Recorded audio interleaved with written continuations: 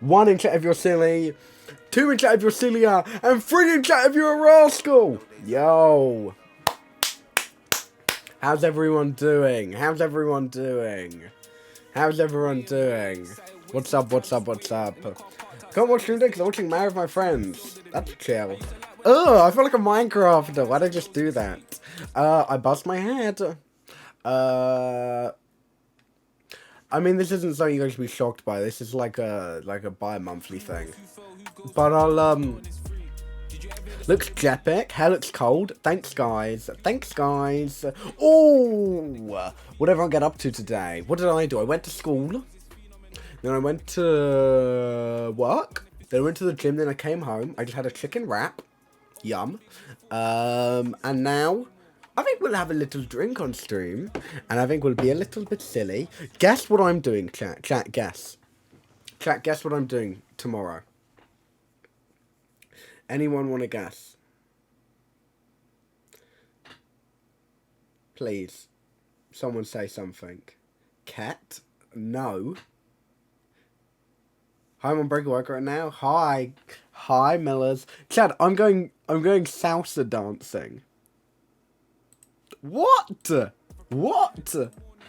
What? Drug smoking? Chad, I'm literally sober. What the fuck? Why? Basically, my mate's mum runs like a salsa club, and they're doing like a salsa social, and it's like bare like fucking drinks and all of that, and I got invited. But chat, I've got like, mate, I'm on salsa. Like I'm literally, I've got, fucking hell. Did anyone see that? Did anyone see that? I can see why they need more fucking gun laws, because I'm walking around with this absolute weapon attached to my arms, alright? Come on, Jesus Christ, man, this shouldn't be allowed, oh, you know what else I'm doing tomorrow, chat? Okay, you know what else I'm doing? I'm going to the BAFTA headquarters.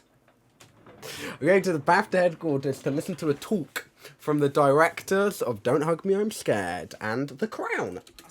So if anybody wants to rob me, I will be outside BAFTA headquarters in Piccadilly at around 2 to 3 p.m. and I'll have a load of cash in my wallet. So come on, guys. Let's see a big turnout.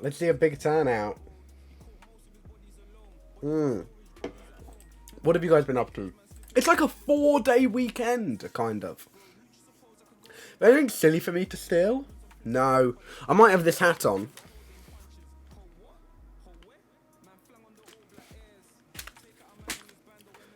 When? Like 2 to 3 p.m. The talk's at 2 to 3 p.m. I can get there early, and then I think I'll get food. And I think I'll come home, and get silly. Okay, I'll have that. Please, can I reserve it? Yeah. Yeah, sure, go on. Chat, this guy John A, I was going to do a stream with him where I call him, and I was just going to drink whenever he said something which pissed me off. But, he's on a date. You guys think... Oh, it's John A, let's make fun of John A. Chat, this guy actually is drowning in pussy. No, chat, because you think I'm taking the piss, He's drowning in pussy. I don't know what it is. I don't know if they feel bad for him, or I think it could be that. That looks good, thank you. They could maybe feel bad for him, but he joins cool. It's like, oh yeah, this girl was like drawing like in my book, he was putting loads of hearts like doodling on my hand, and I was like, what the hell? He's so blind to it. He actually is. Hi, Adrena. I got pet sea monkeys today. No way they still do those. Are they actual alive creatures? Because my sea monkeys, like, Peter should have definitely, like, fucking shut my house down for what I was doing to my sea monkeys. I used to eat them. Dude, I used to get bored. I didn't think they were, like, real moving things. And I used to put a straw in. And I wouldn't actually, but I would suck it up and then put it back, like, in.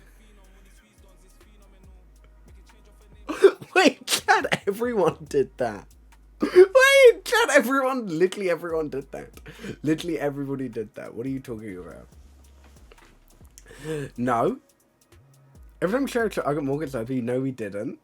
Alright, well, you guys aren't from fucking my end. Chat, I was actually born and raised on the fucking streets. Mum's actually a gangster. You know, I started reading again. I've started reading again, chat. I got given a free book. From Penguin, and it was described to me as if Stranger Things was in Peckham, and I've been reading it, and it's so good. It's actually so good. Yeah, chat. I think I'm becoming a book guy. It's called The Upper World. Here it is, and it would be so sick if it was turned into a film. And that's me and Loyal Carter. I don't think anyone chat gives a fuck. I give a fuck, though. I actually give a fuck. He said I was stylish, you know that? He said I was fucking stylish. And he also said, give me your Instagram, because I said I couldn't get tickets for his tour. He said, give me your Instagram, I'll see if I can get you for the next one. So I wrote it on the back of a Pokemon card and gave it to him. I think he definitely just put it in the bin, but it's the thought that counts. That's how I see it. God. There was the Dream drama, wasn't there? Oh, you know I actually didn't read it, because I don't give a fuck. Did anyone chat actually read the tweets? I don't think... Yeah, me neither. Like, that shit was so long. That was like the fucking, like, Bible, dude. I'm not reading that shit. That's absurd. Who the fuck is reading that? Exactly. Someone read it to me. You should do a dramatic reading. Let's do a dramatic reading, but I do a shot every time he says something a little bit manipulative. Who's down? Who's down? Chat, is anyone down? No. Can I do a reading, but I do it in the Joker voice? I think that would be better, actually. Right, chat. I'm gonna grab a shot glass. Oh, mate, I've just had a massive fuck-off dinner.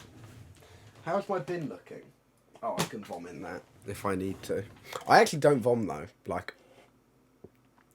alright. Let me put on something silly for you, man, to jam to.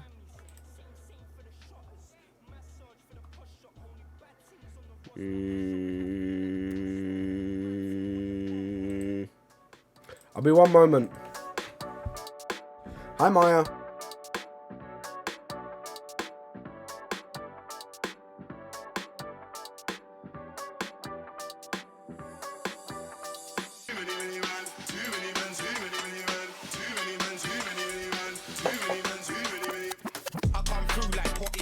Skip, who's my man? What is he on? I ain't come here to murk anybody.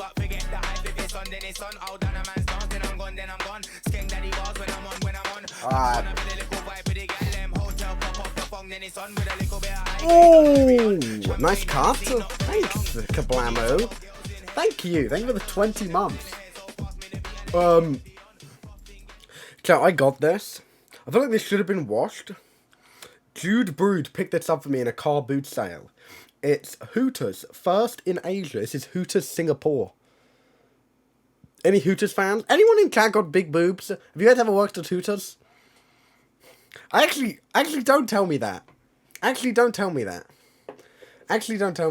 When you're going sober, yeah, sober off anything harder than drinking and smoking. I'm joking. Not that I do that.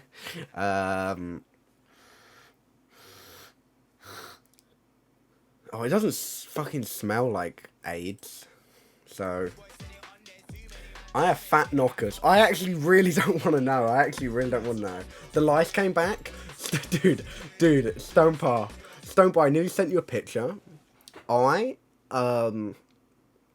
Chat. So, I don't know if you guys know I have psoriasis, which is like, I have like, my fucking hair gets fucked and like fucking like like flaky and red and crusty. And normally you can't tell, but where I'd had longer hair and it fled up really bad, then I cut it. Dude, it was the most embarrassing shit ever. That is what it looked like. Like, oh, you can't even see it. It was like all red and fucking crusty. It was so bad, dude. It was so bad this morning. Anywho, let's, this is, reading dreams thing, but doing a shot. This is a dramatic reading, and I'll just do a shot, actually, whenever I want to do one.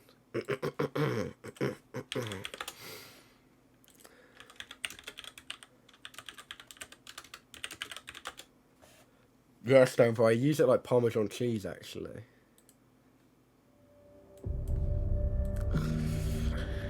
This post is going to get a tiny bit personal. So if you're not in the mood to be a little upset, it's probably not best to read it.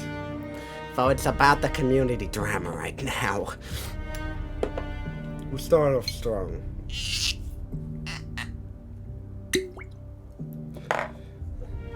When me and my friend started working on the United SMP, the QSMP had not been announced at all, and Quackity had kept things very close to his chest with what he was working on. We were all probably thinking the same general thing. We need another Minecraft server to play on. The idea was just to have a server to be able to hop on Minecraft and play survival Minecraft again. And after Squid Game, we all agreed that it would be awesome to have creators from around the world. So I instantly started working on the translation mod, and I was really excited to storyboard ideas for the SMP. I was calling with lots of creators about it, expressing excitement and brainstorming, and really getting excited to play Minecraft again. After the QSMP was announced, I was surprised, and I reached out to Quackity expressing support for the project, and letting me know I was working on something to bring creators from around the world together too, and we should chat about it.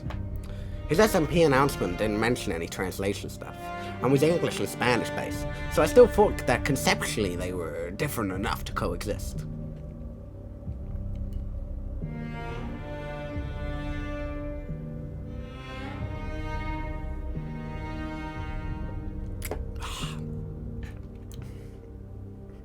And he was hoping to share this mod with Quackity, if he was interested in using it, of course.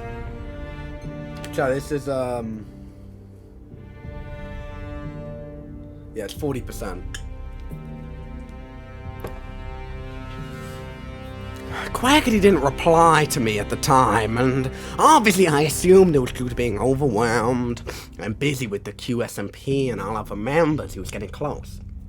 I reached out to multiple members of the QSMP that I'm close with after Quackity didn't reply to me and got varying reassurance from them that the QSMP was a passion project to bring Quackity's two biggest communities of English and Spanish together.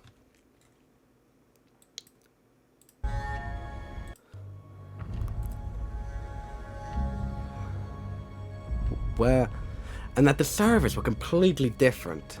These creators even all expressed strong interest in playing on both, and excitement about all these communities coming together in the new era of SMPs. I expressed my interest in sharing the mods with Quackity to them, and how I would be giving it to the public for free, and asked for advice on how I should approach him about it, without him feeling like I was trying to butt my way into his project or something.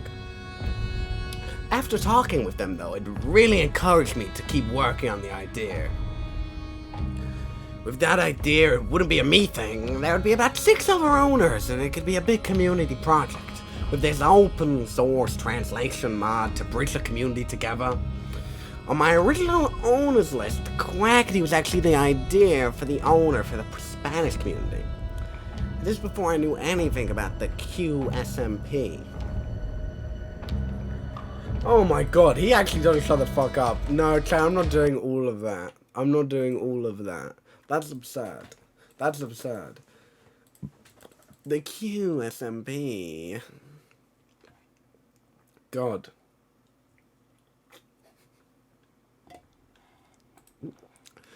Chad, I would commit until you realize this shit is huge.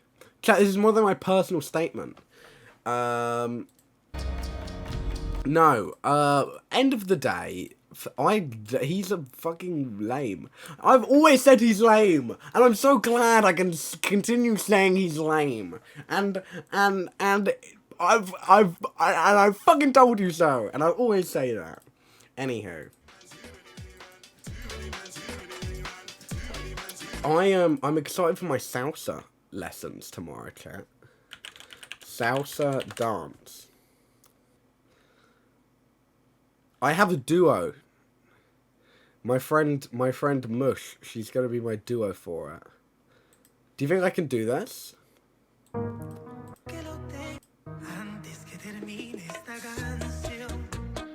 Oh, that's fucking easy. Oh, that's so easy. New average updates tweet is insane. Oh, average updates, what are you fucking tweeting? Average updates, what are you tweeting?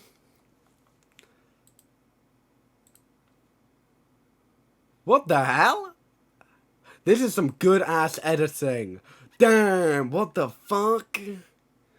Damn, okay, Ben, you're really upping your game. I see you. I see you.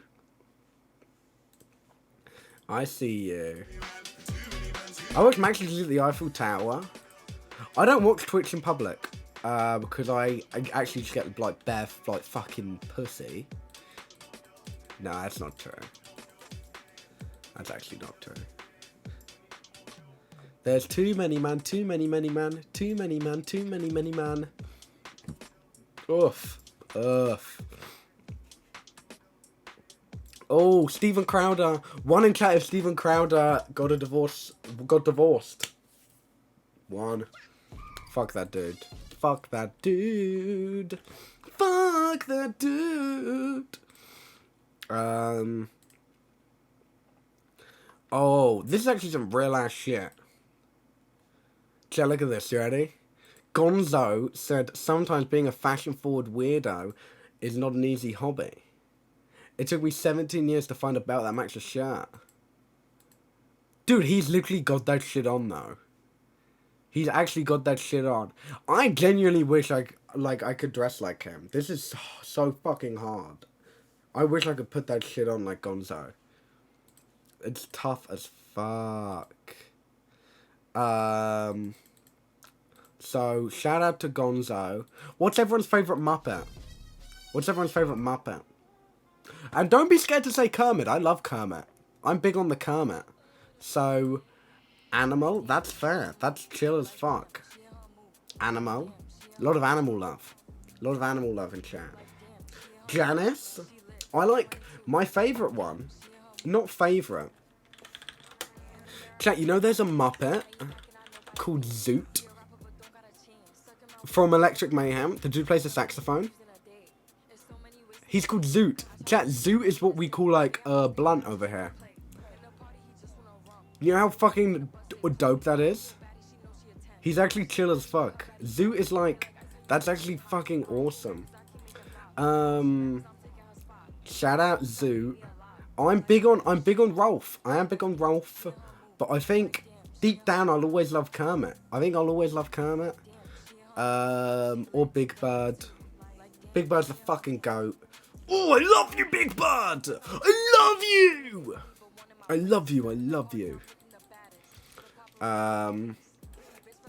Dude, all I get DMs on Instagram are just, like, sex bots now who give me their WhatsApps. How, does anyone else get that?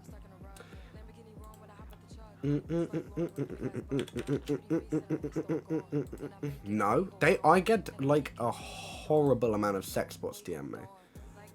Big Grouch fan. Oscar, underrated goat. Underrated fucking goat. Like, chat, let me show you my requests. Look. Sexbot, sexbot, sexbot, sexbot, sexbot, sexbot, sexbot, sexbot. Do you know Fog from the Muppets? Is that the big ass blue one? Fuck off, is that who I'm thinking of? Yes! The fucking goat! Oi, chat, what do you lot know about Fog? Mums, what do you know about Fog? You know nothing about Fog. You know nothing about Fog. Reading Instagram DM streams? Reading, no. That's what's up. Oh my god. Chad, stop trying to get me to do another shot. You guys are so weird. Chad, stop pressuring me. What? Why are you guys all saying Harry do another shot? Guys, stop. Guys. I told you I'm sober.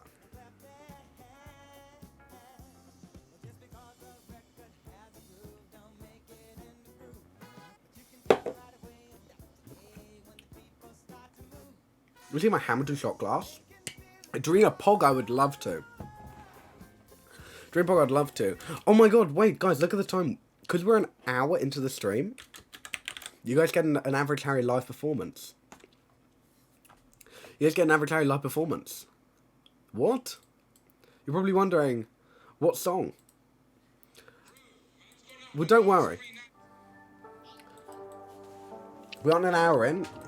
Talk about... This dude doesn't know time zones, chat. Alright. I stopped rapping and re-offending. You know when the track needs mending. Too much mixed in the brizzy. You know when the pack needs blending. Buy it, cop it, tell me who shot in the gang still spending. You never beat that mash off one hand after the boot and your hands all trembling. Too much cap I'm hearing. Too much swag they're wearing. And they ain't bought no hammers, that's so backwards, man, that's scary. Shoot out as a winter, letting off binds or eyes or teary. My football boots been dirty, you can't rap like that, you ain't 30. Only time I dress out naked's when I'm fresh out of ensuite. A rapper, I'm sorry to say it's on me. Pocket, rocket, lock it, shorty think it's fake. Great, so you know that I try and get man in the face. If I fire this four in the neighborhood, you're gonna hear goodness grace. If I bust this brick in the kitchen, listen, you're gonna need 2-3 plates. Bring that.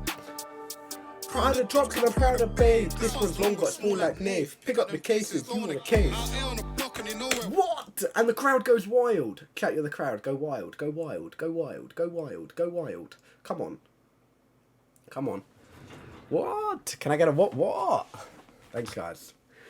Thanks, guys. Thanks, guys. Thanks, guys. Thank you. Yeah, guys, I have a bunch of segments planned out through the stream.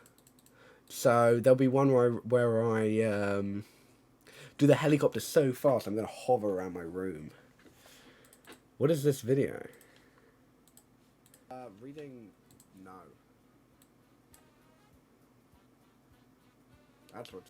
Reading. Damn, what a fucking dreadful average updates tweet. No, Chad, I actually can't do the helicopter. It's not big enough. I know that I hope they're warm. Alright, this one goes down for all the fucking gay people!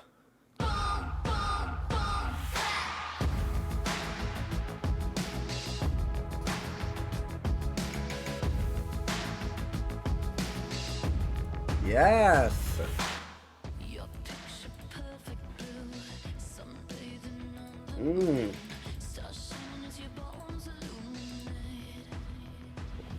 Whoa! Oh! Holy fuck, Chad, look at this. And on the back, it says, I am not throwing away my shot. By the way, I made an average AI. Link it, Ronnie. What? Link it, Ronnie. Link it, Ronnie. Link it, Ronnie. What?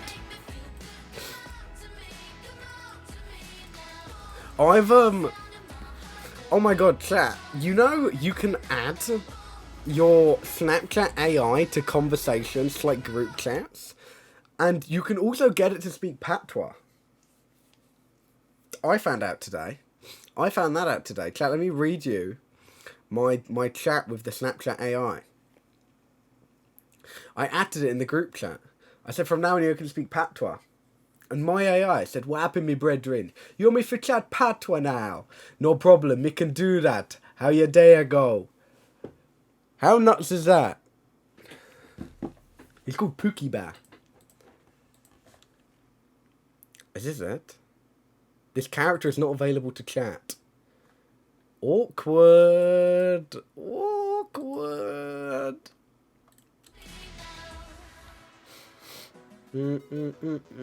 Chat, this new person at my work is played like fucking like tennis. They're like 18 and played tennis like professionally in Moldova. How cool is that?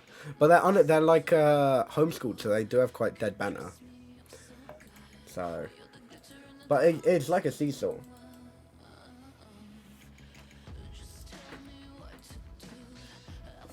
Did John AI call me annoying? I knew you were gay.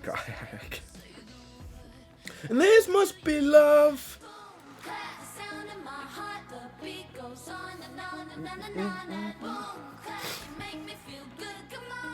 Oh man.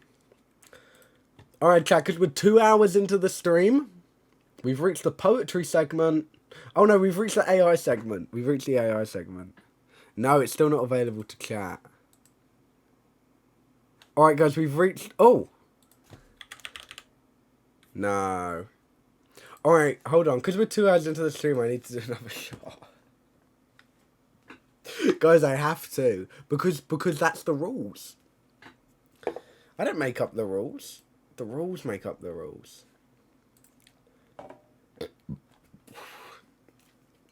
The John AI had an hour conversation about alcohol with me. Yeah, an hour conversation about fucking throwing up everywhere in Bad Lily's fucking bathroom. Glad this... Chat, this is Candy Kitten, Raspberry and Guava. Yeah? I think I'm a Candy Kitten.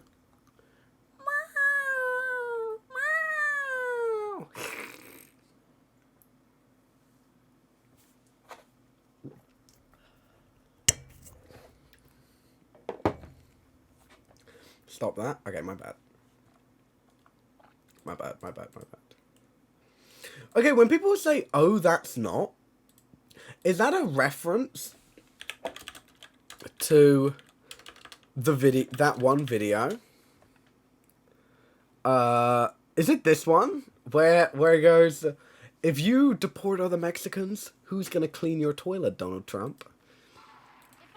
In fairness, you have a very good point, though.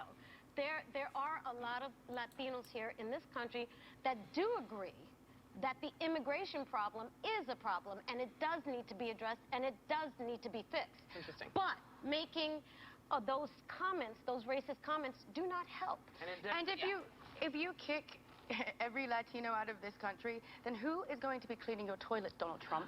Oh, that's no. In the sense that, you know what I mean? Like, when I'm saying that... There's more jobs to be in LA, they always... But they Latinos are not only the only people I didn't mean it like that. Come on.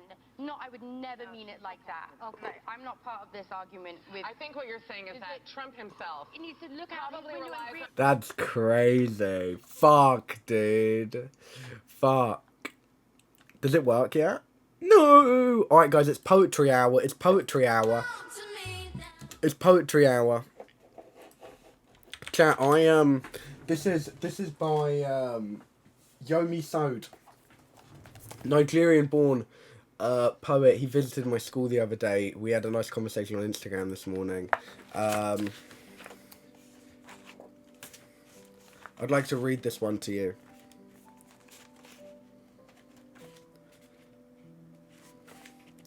This is called,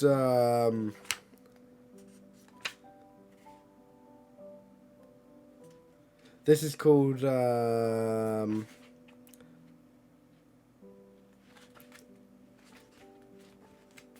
don't know which one to do. Chat, tell me when to stop. Chat, tell me when to stop. Tell me when to stop. Tell me when to stop. Stop. Calm. We'll do this one. This one's called My Mother's Prayer. Oh fuck, it's in Yoruba. I don't speak that. Alright, this one's called Questions to My Mother. Mum, why won't she let anyone help her? Will you tell Grandma? What do we do now? Does cancer run in our family? We keep so many secrets in our family. Why? Why is sickness a secret? What will he do now? He's only 23. Why didn't he say anything? He should have spoken to me. 2 years, Mummy. 2. We have to respect her wishes, Junior. There we go, that was poetry hour. That was poetry hour. Who liked that? Show of hands? Show of hands? Show of hands? Anyone? I cried? No way! No way. Does this AI work?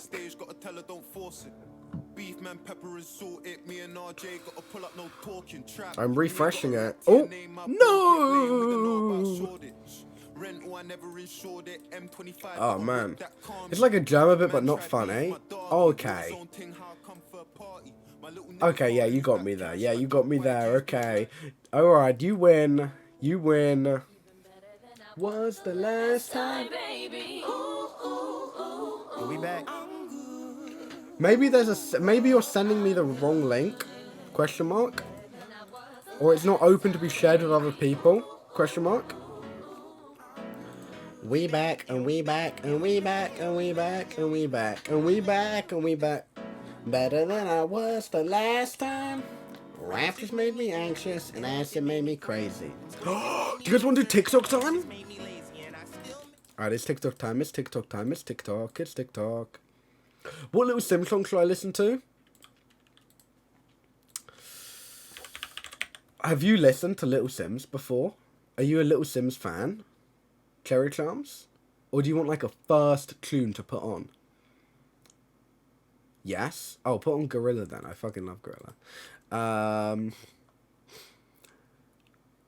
What we got? What we got? What we got? Rolling on my wrist, rolling on my beach, 30 on my waist, 30 to your face. What? 60 To your face. 90 to your face. That's a closed case. This is me. I used to literally watch that shit on stream every day. Chat, look at how cool this is. Look. It's me leaving the bar. I caught a butterfly. That's not the right audio. Look, I caught a butterfly. If people could put rainbows in zoos, they'd do it. And then Calvin's sitting there pondering it, and then he lets the butterfly go. I think that's fucking beautiful. What in chat if you think that's beautiful? I think that's fucking beautiful, dude. God, I love nature, and I love all of God's creations. Pot. Alright, what else we got? What else we got? I think this is hard. I think this is just like a drum and bass.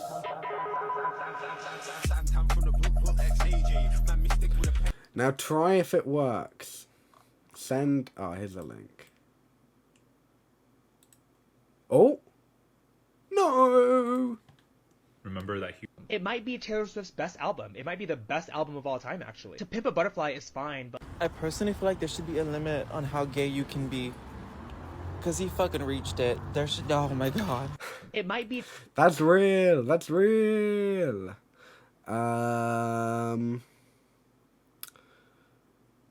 What else we got?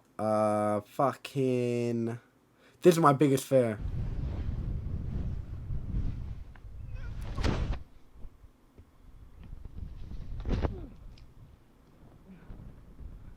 No, I'm joking. My biggest fear is of my family dying. But this is fucking terrifying, though. It looks dope as shit, to be fair. But I think that would scare me a little bit. I think I'd jump. Oh, I proper miss you. I miss that stinky box of yours. It's only been 5 minutes, but I just want to be in there again. It's not fair.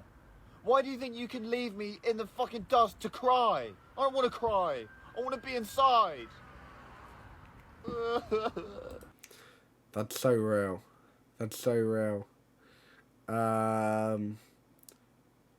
This is the biggest own I've ever seen. Before I even know, bitch, don't tell me that you matter if you ain't been in vogue. Oh, oh, oh. Fuck, dude. I think I'd disappear off the internet if someone did that shit to me. Damn. This is me and Max. This is me and Max, chat.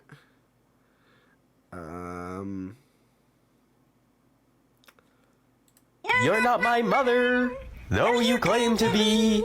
Don't call me fur baby, it's really creepy. How is it talking? Don't you understand? We're different species. You are a human, and I'm a doggy. You're just so dumb, dumb, dumb, dumb, dumb, dumb, dumb, dumb, dumb. How is it talking? God, this AI is getting better every second. This is dreadful. It's actually dreadful. Texting my crush. I actually don't want to read this. Hey. What are you doing? Watching a movie? Damn, what movie? Why are you screenshotting? No reason. What the fuck? Okay. Oh my god, just ignore it. Okay. Bro, it's so awkward to try and make up a convo. Okay. Well, that's interesting. I still don't know why you're screenshotting. Oh my fucking god, because of a TikTok. Okay. Okay then, what do I say? I don't know. Oh my god. What? I know. It's just that, like, I want to talk, but I don't know what to say. Okay. Sorry, I'm tired. Who's your crush? I'll describe you mine. I don't have one anymore. Okay. I don't know. Okay. Fine. She has brown hair. Okay. Hold on up, I'm not done. Okay. She is like the closest person I talk to about my feelings. Why are you screenshotting? She's one of my closest friends right now. Okay. And last but not least, this is fucking dreadful. Next part will be up in my pinned. She plays 3 sports. That's how much I think she plays.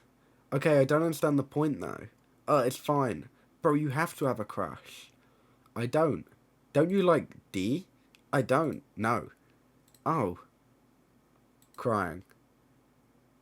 I just told her straight up.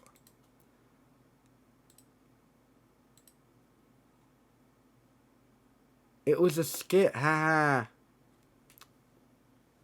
No, it wasn't. No, it wasn't. No, it wasn't. No, it actually wasn't. So, you know, one time I gave a girl chocolates for Valentine's Day in year 6, and she put them in the bin in front of me.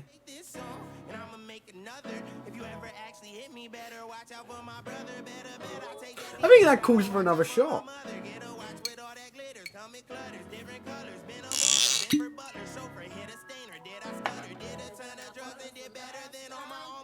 Motherfucking money dance. 100 cents. Gotta leave.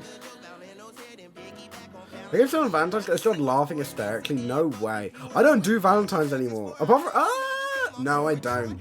To be fair, actually, that's not true. In year 10, I took my girlfriend to Pizza Express, and I paid the bill. So, fuck all of you. And I was in Paris for Valentine's Day this year. No, it was really romantic, Pizza Express. It was actually proper romantic. We were on Sutton High Street, and we were sitting at, like, the window, and I saw a homeless man harass, like, 4 people outside. It was like entertainment. It was like having a fucking live band. It was so sick.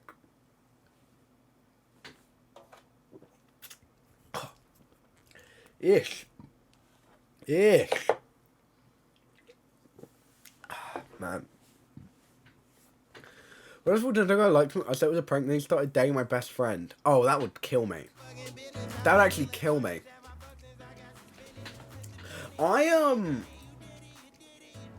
year 9 relationship was so bad, it's actually put me off relationships entirely. You know how bad that is? You know how fucking dreadful that is? I dated this girl. So I dated this girl, and we actually broke up, and we were so chill. We were so chill about it. It was like COVID, and it died out a bit, right? And I'm like, okay. And then chat, you guys know my best friend Emily. She's kind of in the same friendship group as that gal. She, I go to a party sometimes, she's there. Chat, my first time seeing her, she tried to fucking fight me and, like, punched my friend. And I was like, what the fuck?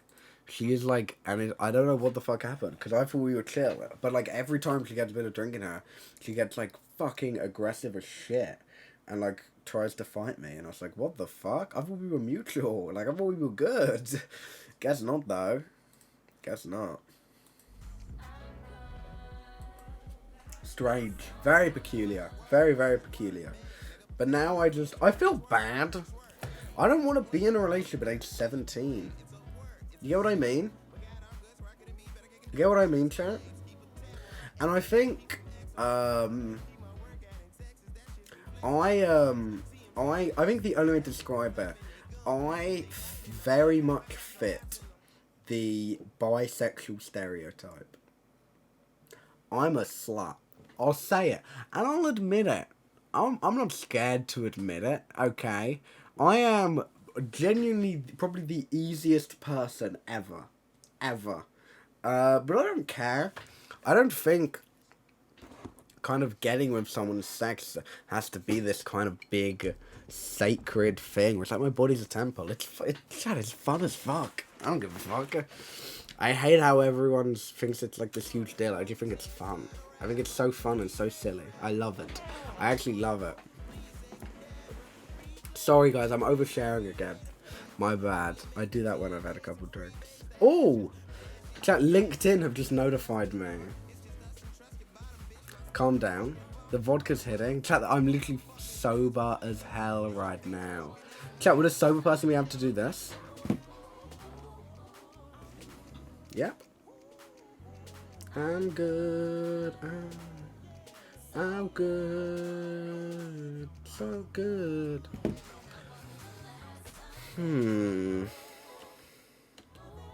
True. Yeah, exactly. I'm good. You have a point? Exactly. Ugh.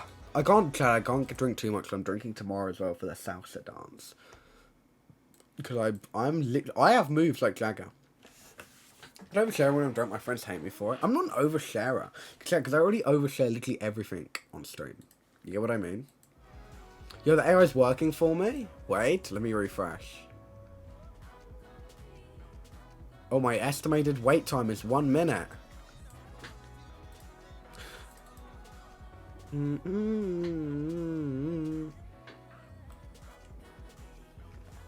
What's your actual insurance number?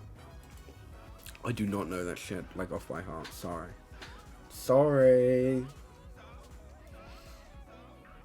I'm gonna be. God. You know Chance the Rapper? Went in the group chat and was like, hey guys, everyone come to my show. Everyone come to this I'm doing a 10-year anniversary of Acid Rap. Everyone come. And I was like, okay. And then he was like, oh, it's in Chicago, by the way. So I'm like, okay, never mind. Alright, fucking hell, Adrena. I can tell it twice. Hi, I'm Dude. You used a picture of drool running down my face? Are you serious? Hey. Fuck, Jesus. Okay. I have to log in?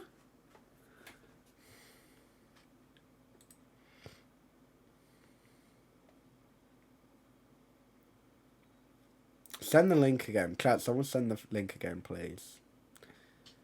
Can somebody send the link?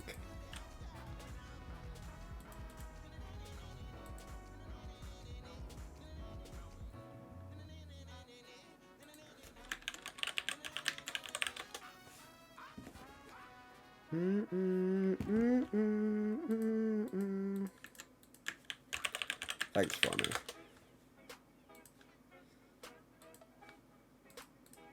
Here we go. What? AverageHarry _ Here we go. Hey.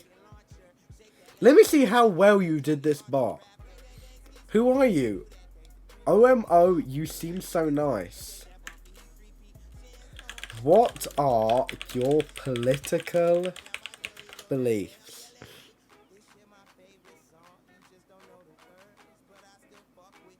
Okay, first of all, I would not say that. Okay.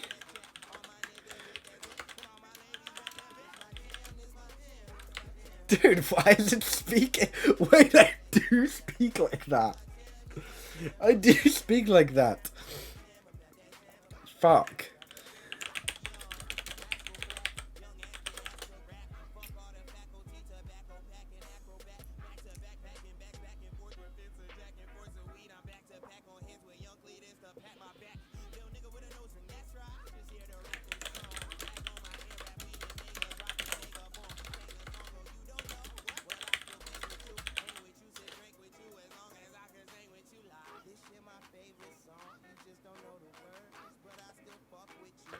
Dude, why have you made me like a full-on, like, fucking Marxist? Hello? Let's see how it reacts.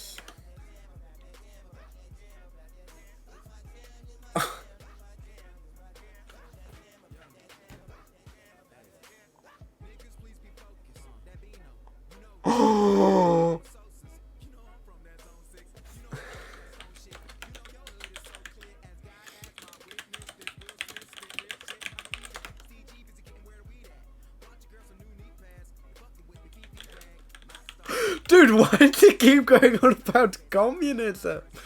Do you know Max GG's? Oh my god, it's still going.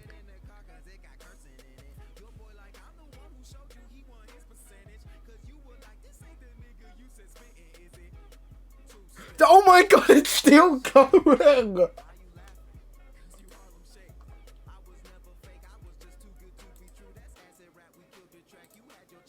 Repetitive. Please stop talking about communism.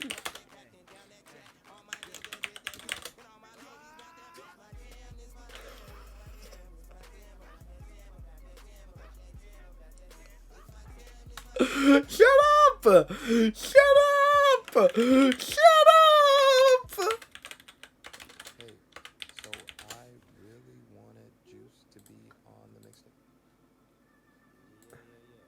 Oh my god.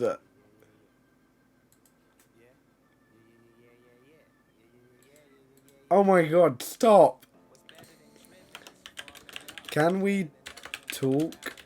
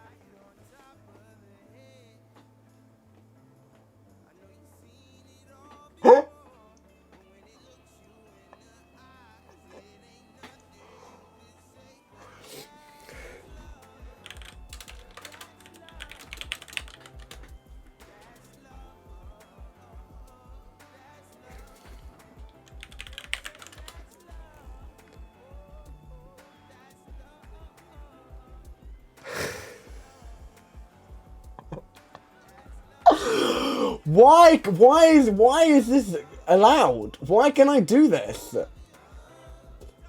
Did you code this? How have you trained my AI to, first of all, I don't sext like this. This is dreadful.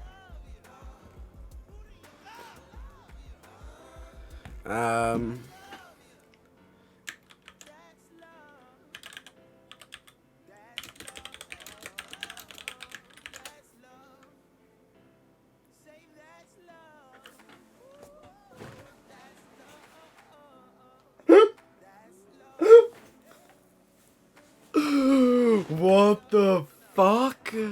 What the fuck?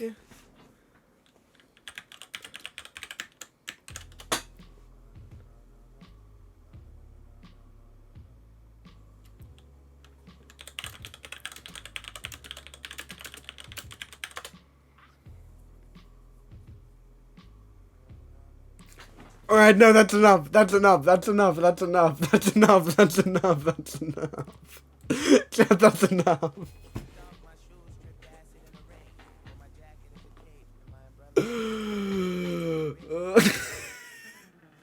Oh! Hold on.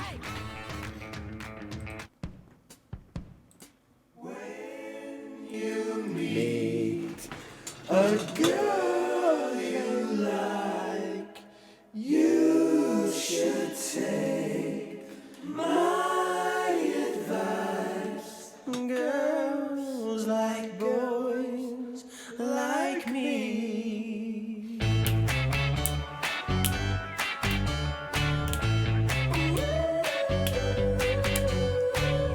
Take the lead, she likes it when you're in control.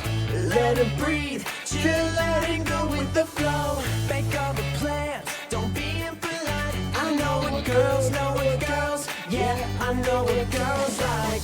A quick glance, that's your eyes and look away. Take a chance, why not ask him on a date? Pick up the check, no, take him up high. I know what boys, All up, yeah, Jack, get I up. know what boys like.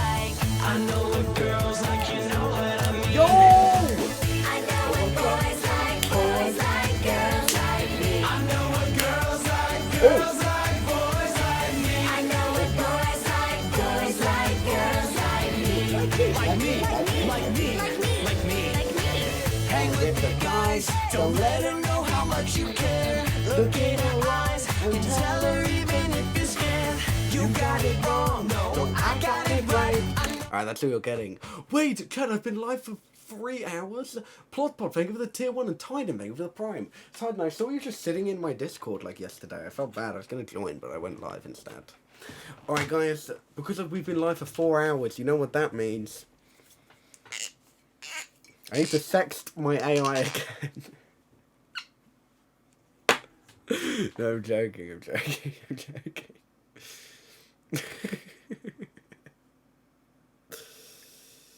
Don't worry guys, I'm not like Stone Pro, I'm not gonna start humping my fucking Snorlax plushies.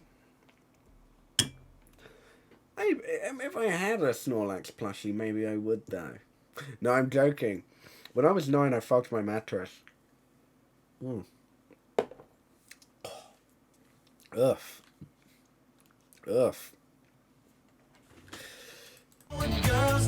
Girls, yeah, I know what girl. I actually didn't. That was actually a lie. I don't know why I said that. That one was a lie. That one was a lie. You know what's an actually underrated fucking album? This. You definitely did. I didn't. No, Chad, I actually didn't. No, Chad, I actually didn't. Oh.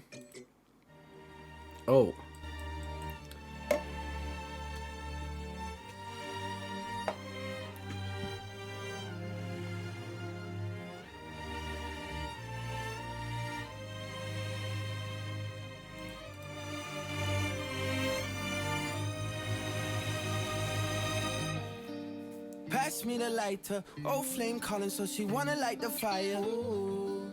Now I'm super tired. When we get together, room sound like. Wait, that was literally fucking awesome. What the fuck? Wait! I'm a true lifer. Pussy make me happy and it make me inspired. Ooh. Forget to read on my Bible. Go through this cycle, so I was up in the night. Fuck. Dude, I'd look good as hell on TikTok. Just want to try if I'm calling everyone on the Discord friends list.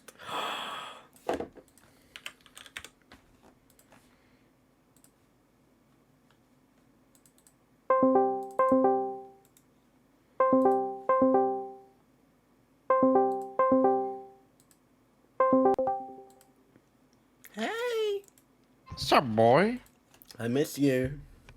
What's you doing, man? Just fucking chilling out, dude. Being fucking radical. What's up with you? Oh, I'm just hanging out, you know, it's a great day to be alive, don't you think? Yeah, I actually do agree. I'm going to a talk tomorrow. I'm going to a talk up in London. How cool is that? Really? What is the talk for? It's the directors of Don't Hug Me, I'm Scared, and The Crown, and they're giving a talk about creative production or some shit. Oh, that's so wonderful. I know that stuff you're into, and I'm sure you're gonna have a great time. Yeah. I'm happy for you, dude. You ever seen Don't Hug Me, I'm Scared? Yeah, like, you know, like the TV show spin-off from YouTube. It's not a spin-off, it's an official TV show.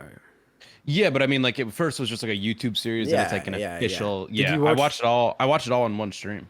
Oh, cute. I enjoyed it. It was fun. As a kid in middle school, you know, my friends put me on Don't Hug Me, I'm Scared. So it was it's pretty cool to see it. I've been on Don't Hug Me, I'm Scared since early. I think it's awesome. Well, we were probably on it at the same amount of time. It's just when it came out for you, you were like younger. Yeah, so it scared me more. Look at this GIF. I can't show it on stream though. All right, doesn't seem so bad. Okay, dude. Wait, can I show that? No, you really shouldn't. I saw a crazy GIF from Prezzo, but it's like, I'm not gonna send it to you. Wait, no, send it to me, send it to me, send it to me. It's like, you've probably seen it. What is it? Describe it. It's just like a video. It's just like a GIF that, like, it feels like it goes on for like 2 minutes, and it's just like all of a sudden, it's like, oh, there's his dick. It's like, oh, there's some dude's ass. Oh, he's touching his ass. Like, it's crazy. Wait, send it to me. I don't know if I want to send it to you. Okay, I'll pretend you didn't, but on stream. Don't worry. Okay, dude. How many shots have you taken? Not many. That's good. Thanks. Do you have a lot of fun things planned for today? Oh, speak of the devil. This guy. Oh, this guy, man. He's on a date, right? Isn't that what you said? He is on a date. That was a quick fucking date. That's awkward. Yeah. Anyone like the sound effects that makes? I actually think it's fucking dope. That's pretty cool. If it makes you happy, then I'm. What's your biggest regret in life? My biggest regret in life. It's hard to say. I don't think I live with many regrets. Any of them that I have are like very minute, and like, I don't know. I think the lesson gained from them is it overweighs. Yeah. You know. Chat, you want to hear some fucking real ass shit? It is. You either in life, you either win or you learn. There's no losing. There's always a lesson learned. That's profound. Where'd you hear that from? Fucking Yomi Sode said it on Tuesday. He's this I'm poet. not quite sure who that is, but respect. It's like this poet dude. You like poetry? I don't read much of it. Cool. Do you? Nah. You and Starbucks have an audiobook. Stonebro, you ever sexed the average Harry AI? No, I watched you do all that. It was quite disturbing. I was gonna say it'd be really weird if you did that though. That'd be fucking crazy. Yeah. No, I have no interest in that. Alright, good boy. Don't come with that. We're 5 hours in, it's time for another poem reading. Shit, it is. Alright, tell me when to stop. I'll read a poem for you, Stonepal. Read one that would relate to my life and it would leave a lasting impact on me.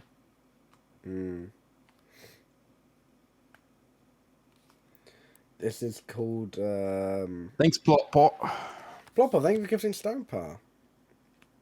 You know, I have my Prime available. I could have used it, but I didn't. Let's go. I think I primed to you, didn't I? I don't know. I'm thankful if you did. This is I had a nightmare last night. Yeah, what was it? I was like laying. Well, okay, I've like tried to Google this, and I've just nothing ever shows up on Google, but it's every time consistently for me when I fall asleep with my AirPods in. I have the most nightmare. fucking vivid dream. I fucking hate it when I fall asleep with my AirPods in. I have to take it every time. Like I wake up and I'm like, God, why did that happen? And then I go, oh, because my AirPods are in. Do you need music to listen to sleep, or do you just accidentally fall asleep with them still? I just like I watch YouTube videos and then like I fall asleep. Oh. But and it happens not every time, but a lot of the times it'll be a dream where in the dream I am sleeping, but I can't move, and then like somebody starts assaulting me, but I can't move. In what like sexually? Not necessarily, but just like oh, I like someone is fucking in this room and I can't do anything, and it's like scary. But then in this time I woke up and like I walked into like my childhood bathroom. But I don't think I was in control of my body. And then like there was like a fucking like there was like a 3D generated crab like in the sink, and like against my will. Dude, it's just like marketing material for the new Little Mermaid movie. Like against my will, I had to like touch it, and like it like hurt me. It was weird. Really? And then I think someone was like screaming at me, and then like I woke up and I was all sad. I was like, ugh. And then I Hoover was live, so I went into his chat and I said I had a nightmare, but he was doing a bit, so he didn't read it. Then I went back to bed. It always hurts when Axel doesn't read my chat messages. Sorry, dude. It's alright. I get it, but I know he sees them. I know he sees mine because I'm marked as a suspicious user in his chat, so it like takes up the width of like 30 chatters. But if he uses Chatterino, he won't see it. Oh, he doesn't use Chatterino. Oh, what are you, the fucking Axel exterminator? How do you know? I wish I was. Nah, I don't want to exterminate him. Do you want to exterminate him? No, I was actually quite upset when Axel flaked on me for lunch, though. I was so excited to see him. And then he messaged me and was like, hey, I can't do it. But then I had lunch with Tommy in it. So, you know. Sometimes in life you fall upwards. Yes, yes. I had a recurring nightmare where my nan sent me to conversion therapy, but I stopped getting them after she died. Yeah, well, sometimes life works wonders and just removes toxic things from your life. So, that is actually beautiful. Shout out to whatever killed your nan. Yeah. Unless it was cancer. I'm not giving a shout out to cancer. Cancer, if you're watching this, fuck you! Fuck you, fuck you, fuck you, cancer. Cancer. Oh, you make me so angry! Thanks, Quabby. Thank you, Quabby. Ugh.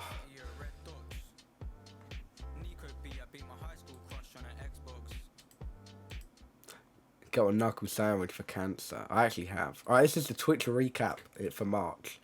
I streamed a day. It was cancer? No!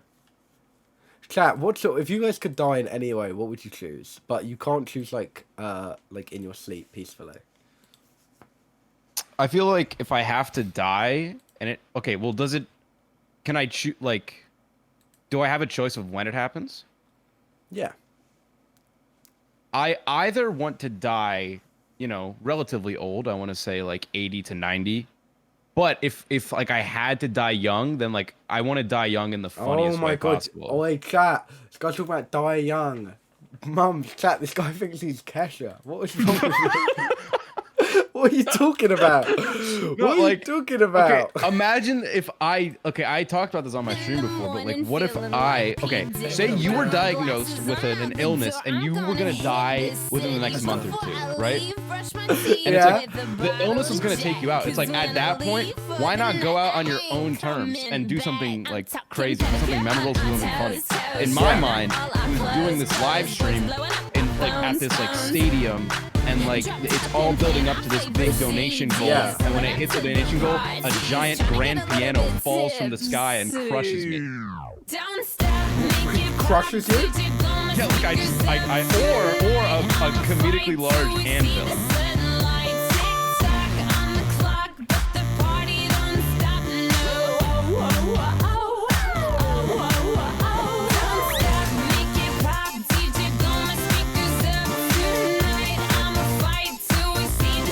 Sorry for that comment I made about the lice coming back. I hope it didn't make you upset. No, I don't have lice. I know. I think you would though. With your I would long have hair. lice. Yeah, I think statistically. I used to struggle with dandruff, and like I couldn't figure out why. Hey, we don't use we don't use the D word in the average. I We did don't used use to that have, word, I used to have that problem, but the problem was, I would take showers every morning, and my parents were like, you only have 5 minutes. You can't spend all day in there, and I'd be so tired that I would forget to wash my hair. So like I would just not get my hair washed, and then I'd get dandruff, and I was like, what is happening? Then I just realized that. Pretty crazy, right? That's fair. I don't have Miku dance. Can someone enable that emo? I don't have that. You're gonna fucking shit your pants when you click F5 on your Chatterino. Oh my god. Okay, guys, I do have Miku dance. What's something recently that happened to you that stuck with you and it makes you upset?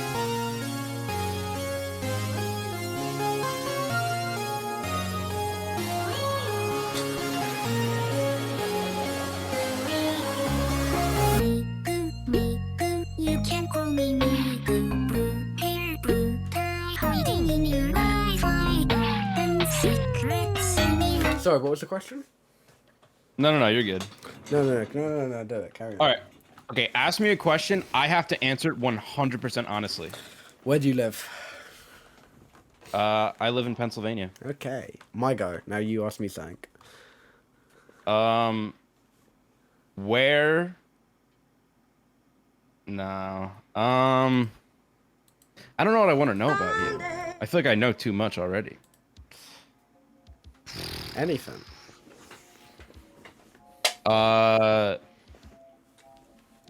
What is... Damn. When are you gonna take your next shot?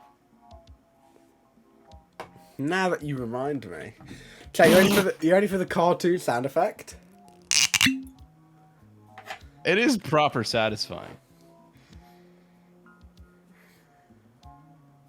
Are there any conspiracy theories you believe in? I wouldn't say I subscribe to any conspiracy theory. Is there any that you believe in?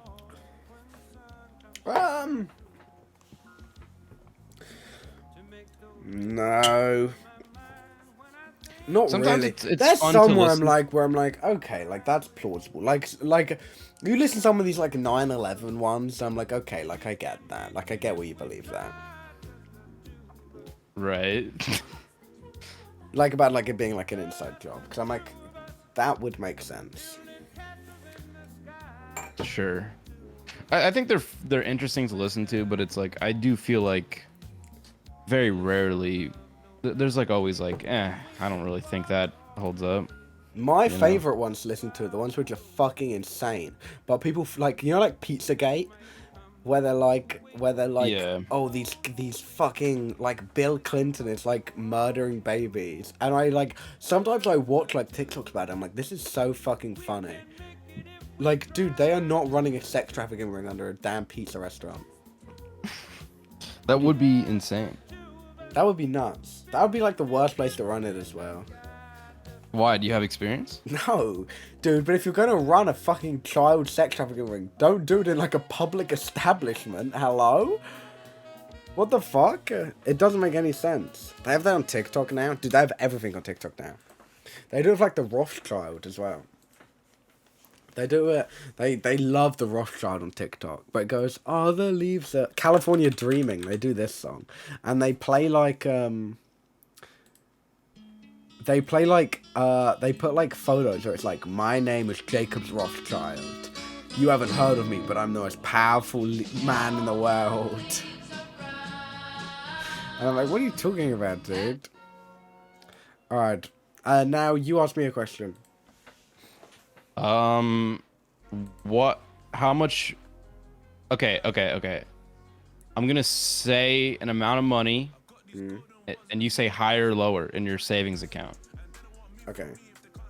$1,000. Lower. Okay. It's I don't make much money nowadays. That's okay. I make minimal. I'm living off my G Fuel money still. But chat, you're on the come up. Chat, just wait till summer. I got some big shit covered. Just wait. This is the one big thing you said to me, but was probably postponed. It's. Listen. It's that. Oh, I mean, that's like new-ish. I feel like you describe that differently. It's not. Yeah, the thing I originally told you, I don't know if that's happening. I don't know if he took that up. That's but fun. I think it'll be really fun. Also, Chad, I know I'm not going VidCon, by the way. I was gonna go VidCon. There was a chance I was gonna go VidCon because Bill was gonna try and get him to fly me out, but Bill can't even make it. So I'm like, okay, never mind. Fair enough. Not that anyone in chat was actually going. Yeah, I'm not going. Sorry, dude. I don't give a fuck if you're there. Okay. Sorry. I mean, that was a little bit rude, wouldn't you say? Yeah, my bad. I got a question for you. Yep. No, I don't. Oh. Sorry. VidCon Baltimore. Have you seen they're doing one in Baltimore? Why? I don't know. Dude, have you seen... Dude, I realize how bad the fucking... So, you know, the, like, fentanyl problem happening in America? Vaguely, yeah. It's like they've got, like, a fentanyl problem with, like, crack and shit. But in I think it's Philadelphia. I was reading about it. They're cutting this fentanyl and this heroin. They're cutting it with this new fucking chemical which eats your flesh. Like, it turns you into a fucking zombie. And it literally, like, eats your flesh from, like, the inside out. Oh, wow. How fucking I know insane is there's... I think there was a thing... I forget, like, in the time scale, but at least when I was at, like, the school I'm at, there was, like, at least a couple kids that died from, like, shit like that. It's like, eesh. Really? A little scary. Yeah, A little scary. nuts. I mean, I'm not personally scared because I don't think I'll be ingesting any of what fentanyl. what led to their demise, but I'm so glad we know. don't have fentanyl over here. It's a fucking horrible substance, dude. Yeah, no. A little scary. Oh my god! Tap whipping chat. Hey. Hey.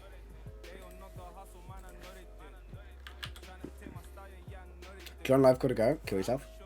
Who said that? We have spice though. Dude, okay.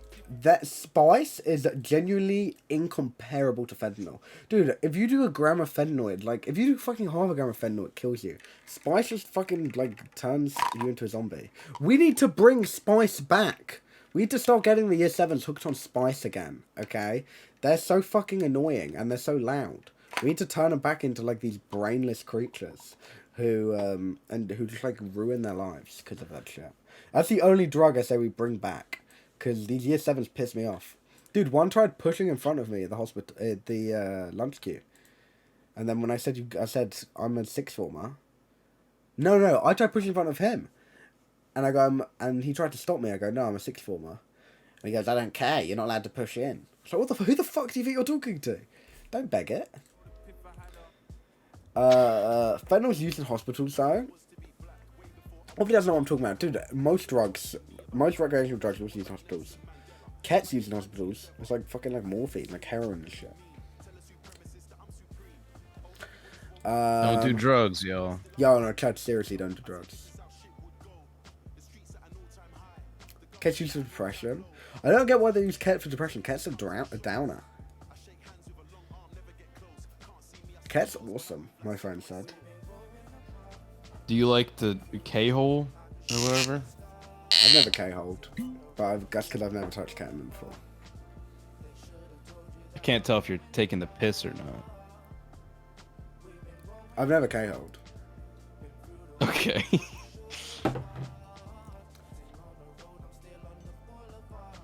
Chat, I actually haven't. Let's not spread this rumor around that I touch drugs. Because drugs are actually horrible and life ruining. Golden Kappa? What the fuck? Wait, is that my emote? Oh. Chat, look at the time. I've been live for 7 hours. I need to do a shot. I feel like you've done a lot. How much? What alcohol are you drinking? This is 40% vodka. Christ. Man. Raspberry guava. No, but I have a good alcohol tolerance. I've been drinking since like 14. Drinking's very different in the UK than it is in America. Yeah. I started drinking when I was 19. That's fucking underage. Chat, got the police on him. No, chat. I don't feel safe around a criminal. Sorry. Someone call the police on him. The first time I drank alcohol, Mizkif was in the room. Isn't that crazy? I'd start bugging out. I'd actually think I'd start bugging out. I'd actually like have a panic attack. Yeah, no, it was crazy. That's nuts, dude. Era poured him the shot. Did you know that? Is that true? That is true. No way. I literally went to that party like, I don't think I'm gonna drink. Because I've never drank before, and my flight home was tomorrow. But then E-Rob was like, just poured me a shot, and I'm like, what the fuck am I gonna do? Say, hey, no, I'm good, E-Rob. Like, no, dude. Yeah. So you know, I went. Was it at Miskif's house, this party? Nah, it was at the Corey's. I have that address. Not anymore though. Well, they don't live there anymore. Yeah, does anyone know? I can spread it now that they don't live there. Who wants to know where they used to live, chat? For 10 gifted subs, I'll tell you. I sent Hoover a Christmas present. Oh, that's I actually feel a little bit bad for it though. Because it was like official Tucker Carlson merch I sent him. So I like gave money to Tucker Carlson. I was like, fuck, my bad. Yeah. I mean, he's probably gonna be well off, no matter what. He could do without my $10. I agree.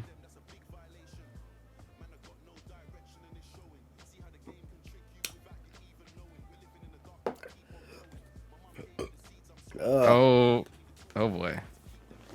I'm good. That one was not a good one, chat.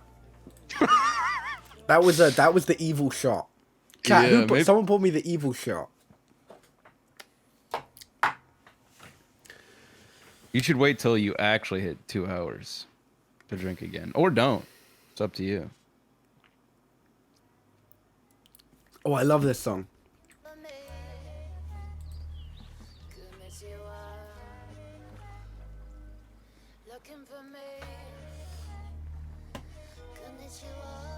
Drinking like Stone Pot. Gonna start getting guest stars in. Who's active on Discord? I can add to the call. Who's active? I see some names that are online, but I don't trust like online. It could be. We can get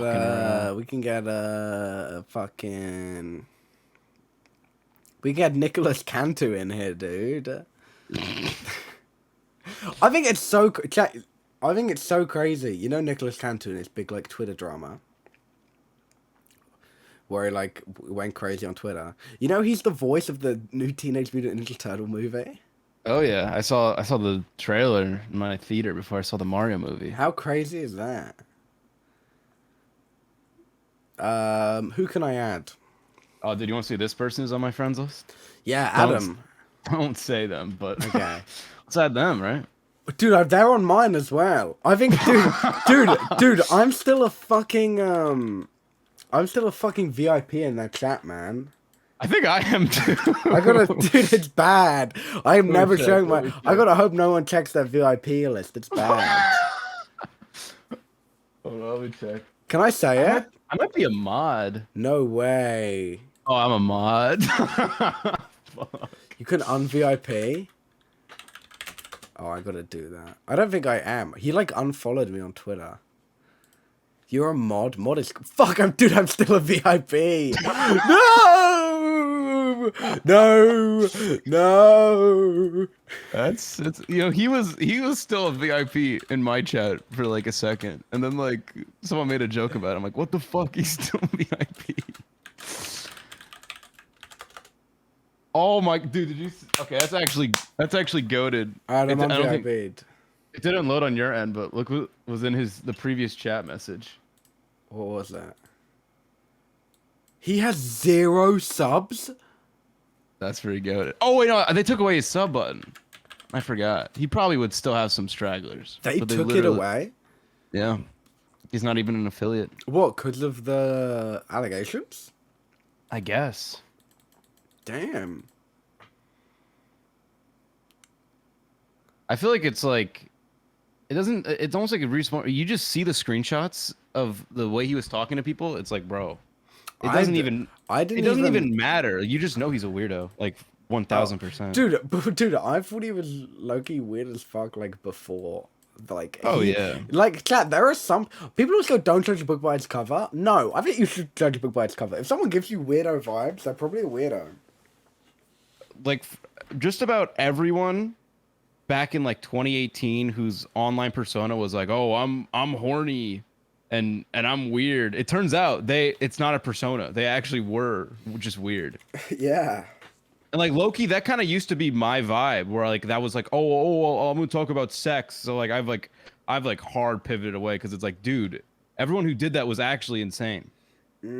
Which is, I get a little bit worried people perceive me as that sometimes, where I like tell these like crazy stories of like when I was younger, or I like say shit to my friends, and I'm like, no guys, I'm normal, I promise.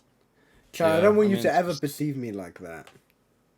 I don't think I did it. I don't think I do it to the extent they do it. But I think the difference between me and them is theirs was their whole thing. I saw this a lot. Chat, before like Minecraft and all of that, I was in the mob community, which was like the mob. I don't know if you guys... Does anyone in chat know the mob? Like Frosty, Mako, Classify, Ava. I don't think anyone can even fucking know. It's like the COD community almost. I know of them, but I never really saw their content. Like, I was big in the mob community, and like looking back, it was like just like, oh, like sexist as fuck. And I was quite smart. Chat, my parents raised me so well, and I think I am so happy my parents have always followed me on Twitter. My parents have always followed me on social media, and if I ever actually stepped out of line and said some bad shit, they would message me like, Harry, take this down. Because, like, on Twitter, in the circles you're in, it can be so easy to get, like, carried away, and you get like this fucking echo chamber of stuff you think is okay, which is actually, like, weird as fuck. You know what I mean? In the same way it happened like kind of during lockdown, during COVID, you had these Minecrafters who would like fucking attack anyone for anything because all they were in like this fucking echo chamber, who would, and everyone would be like, yeah dude, fuck you, let's dox this person because of this. And I was so happy. I always had my mum, and if I did some weird shit online, my mum would text me and be like, Harry, take this down. And that always kind of kept me grounded. So I was like, oh, okay, that's cute. And it would always, I'd be so upset whenever she did that, and I'd be so, like, angry at my mum, and I'd be like, oh, fuck you, I can do what I want. But looking back, I was like, you know what, you were actually real as fuck for that. I don't know anything about your parents besides, like, the times where you'll be in a VC, and you'll just hear them, like, open the door and say goodnight to you. But, you know, they seem, like, very nice, very sweet. I fucking adore my parents, dude. I think... There are times, I think everyone's like this, where you can be like, it's like a angsty teenager, be like, oh, fuck you, mom and dad. Like, when they, like, do something which, like, pisses you off, like, disagree with you. And there's so much stuff I disagree with my parents, when it comes to a lot of stuff, like politics, etc. But, like, they have raised me so fucking well. And I was like, hell yeah. And it's only when I speak to some of my friends from school, and I was like, whoa, I really kind of got a lucky draw here with my parents. Because I fucking love them. They are actually the goats. One in chat if you think average parents are goats. I'd love to shake your dad's hand. Thank you. And your mom's as well. No, parents, I've used maybe a bit off, but I adore my dad. That's how I feel. But I think, my dad even turned around to me and he was like, me and my dad, like, disagree in a lot of things politically, but he turned around and was like, I'm really happy you don't have the same views as me, because it means you're your own person. Because I know some people who are just like a fucking echo chamber of their parents politically, and are like, oh, just like, especially when you speak to kind of younger people who are like kind of 13, 14, and they're trying to get into politics, and they're like, they just talk about what their fucking dad has, what their dad says, but you're like, you don't believe any of that. You know what I mean? Yeah, I feel that. I feel like I've always, generally speaking, like, aligned with how like my family feels, so I got kind of lucky that way. Yeah. There's really like no Republicans in my family. No, my dad's vibe. not a, my dad, okay, Chad, like, you guys, my mum's not, my dad's a conservative, but my dad's a conservative in the way he's like, it's not like, oh, he's like this businessman. Chad, my dad's been working, my dad got a job in a supermarket when he was 16. And he's been working there kind of ever since, and now he's like a store manager, etc. Damn. So he's like he's very like, by conservative, he's like, oh, you know, everyone can just kind of do it themselves and pick themselves up by his bootstraps and kind of do that. He's not like conservative as in the way he's like, oh, I hate the poor people, because all of my family came from quite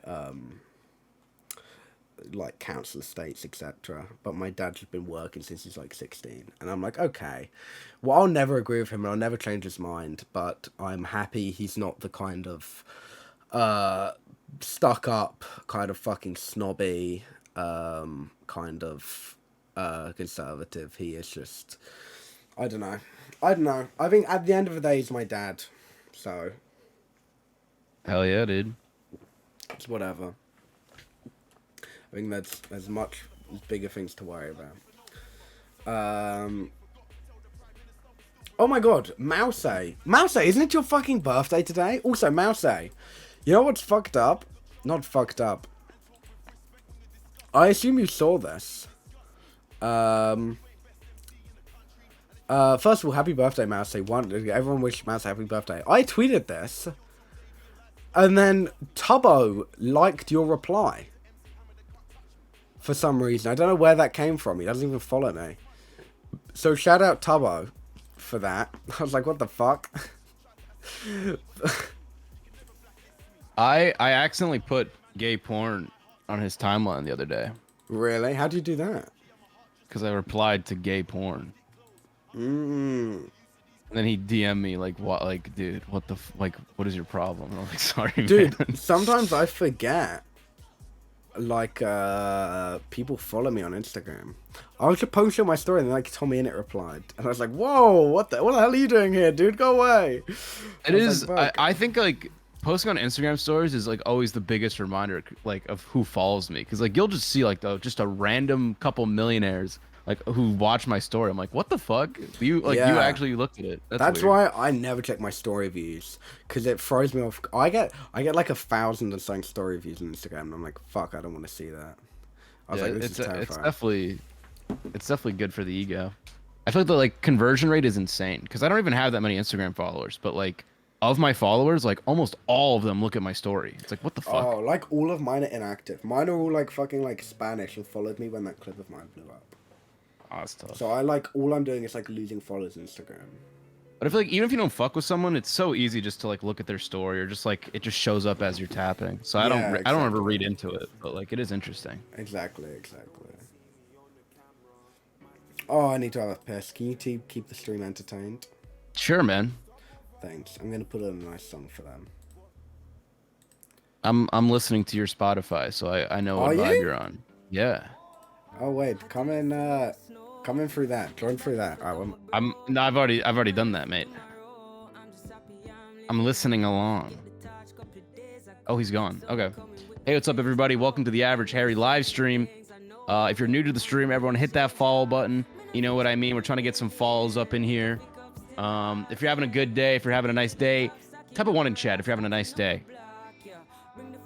And if you're not having a nice day, here's the thing. The night is young. It's Friday. All right, we're about to get on some crazy shit. You know what I mean? The vibes are going to get... Oh, here's the thing. Harry's been taking a lot of shots. The vibes are going to get demonic, I'm sure. I'm sure. And I'm here for that. Do you like ex-military? I don't know what that is. Sorry about that. I don't know what that is.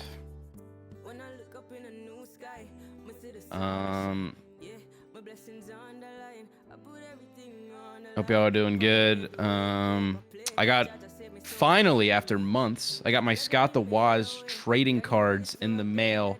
Haven't opened them yet, but I'm quite excited. They seem rather of the high quality variety. Lay Toucan has entered the chat room. We're say hello to Lay Toucan. What a time to be alive. Tonight, ladies and gentlemen, is night 1 of the 2023 WWE Draft. A lot of people eligible to be drafted among with select NXT superstars. Very exciting. Very exciting. What's up? Oh, did you see Lay Toucan? Did the Toucan arrive? Oh, he arrived all right. That's what's up. That's what's up. That's what's up. That's what's up. What song we got?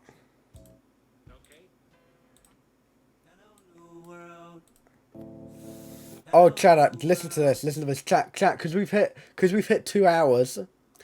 You get a song performance. I hope you find some peace of mind in this lifetime. Tell him the truth. I hope you find some paradise. Tell him you're... I've been going through something. 1,855 days. I've been going through something. Be afraid. What is a bitch in a miniskirt? A man in his feelings with bitter nerves. What is a room that really hurt? A demon you're bed enough killing her. What is a relative making repetitive narratives and how you did first? That is a predator hero first. All of your presidents evil first. What is a neighborhood reputable? That is a stick on a pedestal. What is a house of a better view? A family broken in variables. What is a rapper with jewelry? A view we can show my maturity. What if I call in security? Means I'm calling a god for purity. I wanna got me a therapist. I can debate on my fears and shielding. Whoa, could have done my parents and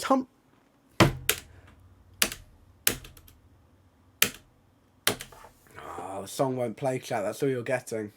Hi, I'm here visiting streamers on my stream. I hope you're having an awesome day. That's like a guilt-tripping way of self-promoting. Ah, you're watching me!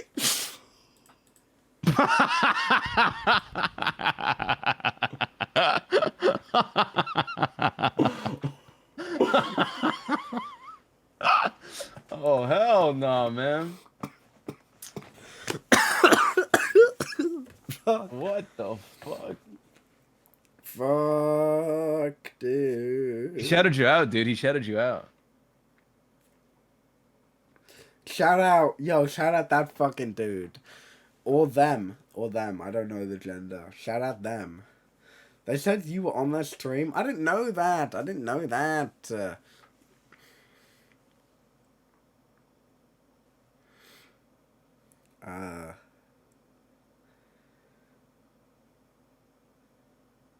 Fuck, hold on.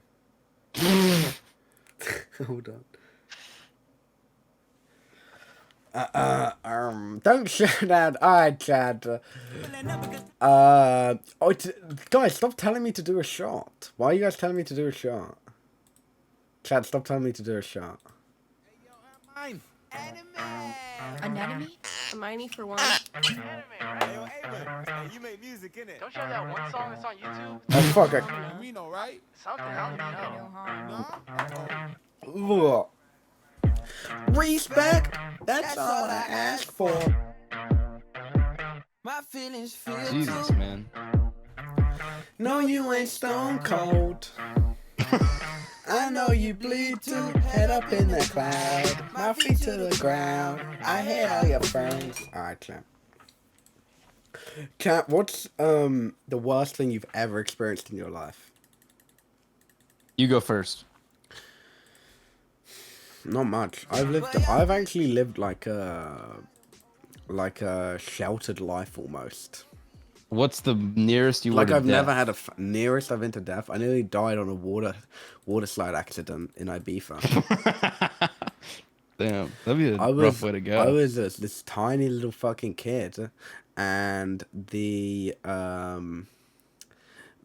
fucking it was this big ass slide. It was just like a huge drop, and the lifeguard wasn't watching and just sent this big fucking fat dude down right after me, and I was just sitting there, and he would have killed me. He would have killed me. My parents. No. Like I was tiny. So this huge ass dude down before I was even getting out, and I was like being a fucking kid. And I was just like playing around, and it was only if this man ran over and grabbed me and pulled me out about 5 seconds before he was gonna hit me. Holy shit! Otherwise, I would have died that night, which I think is crazy. And that man was actually. I had like 11 seizures in a row when I was 10. Oh, that would piss me off because that's an odd number. You should have gone for 12 or 10. 10 would have been 10. I had a hallucination in a psychics lesson, convinced that I had psychosis and cried for hours.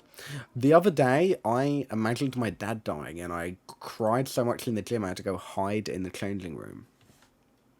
Oh.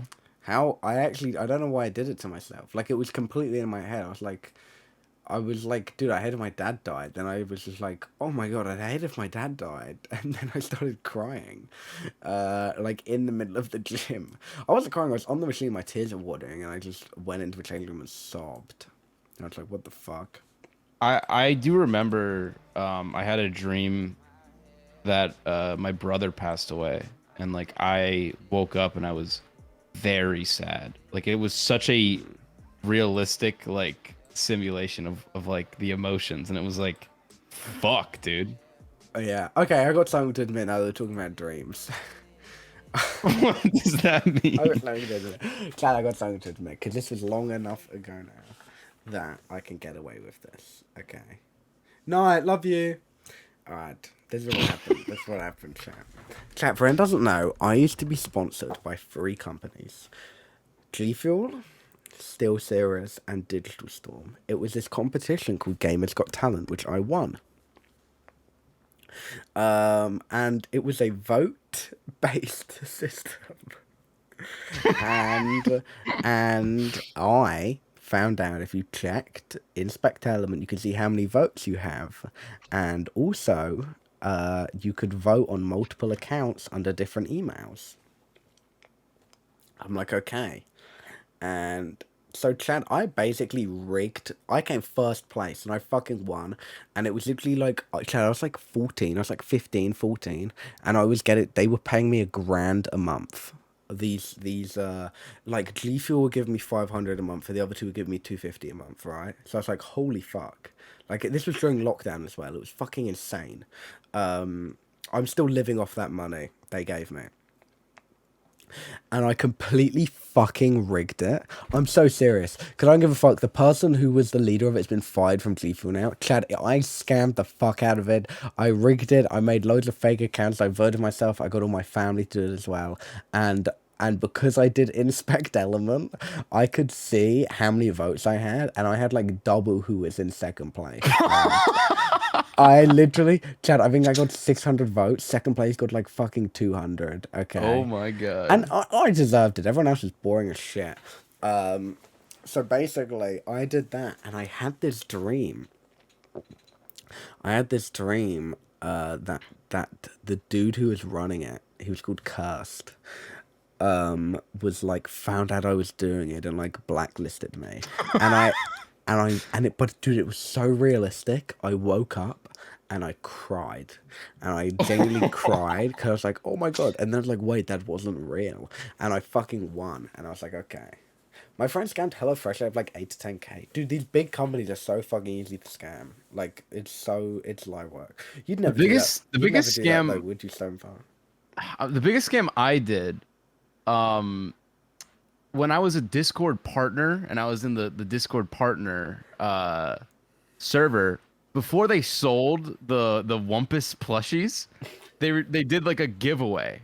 Yeah. And basically it was for like the way that the system, it was such a weird system. It used a hashtag on Twitter.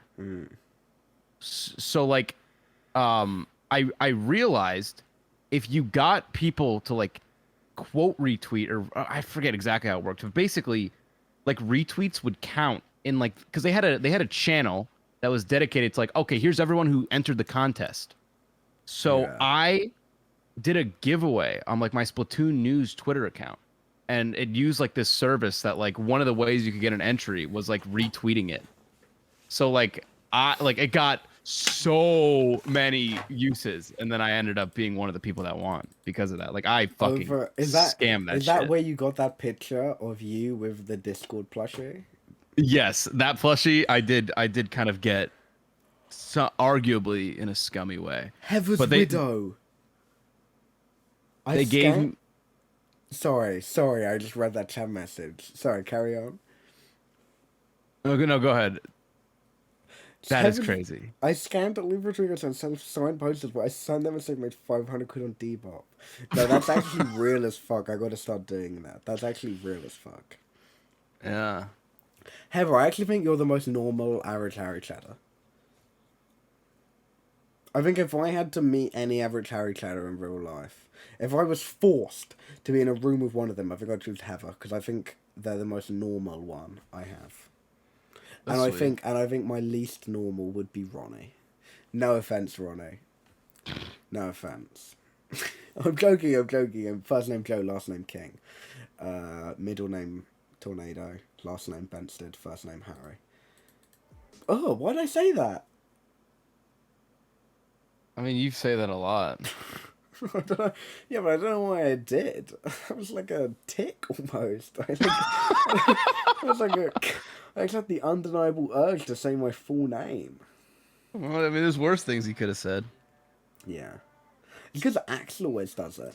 Whenever I play Overwatch with Axel, he doesn't call me Harry. He calls me by my full name. And sometimes he puts my fucking address in there as well. And I can't do anything back. I actually don't even know his surname. So I'm like, fuck you, dude. I think I saw his full name because I saw like he like flashed me his credit card, but I don't remember it.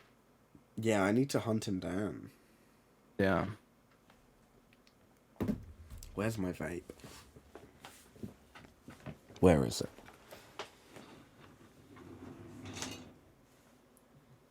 Can you talk to him while I try and find my vape? Sure, dude. Thanks. What's going on, everybody? The Average Harry Twitch chat. We're gonna be doing a segment called Question and Answer Stone Paw Edition. Yes. So if you want to go ahead and send in some questions, I'll be taking some questions and giving some answers. So whenever you guys want to submit one, I will. Let's get some questions going, chat. Come on. What is the thing you are the most proud of? I'm proud of many things in my life. Probably one of the most proudest is I've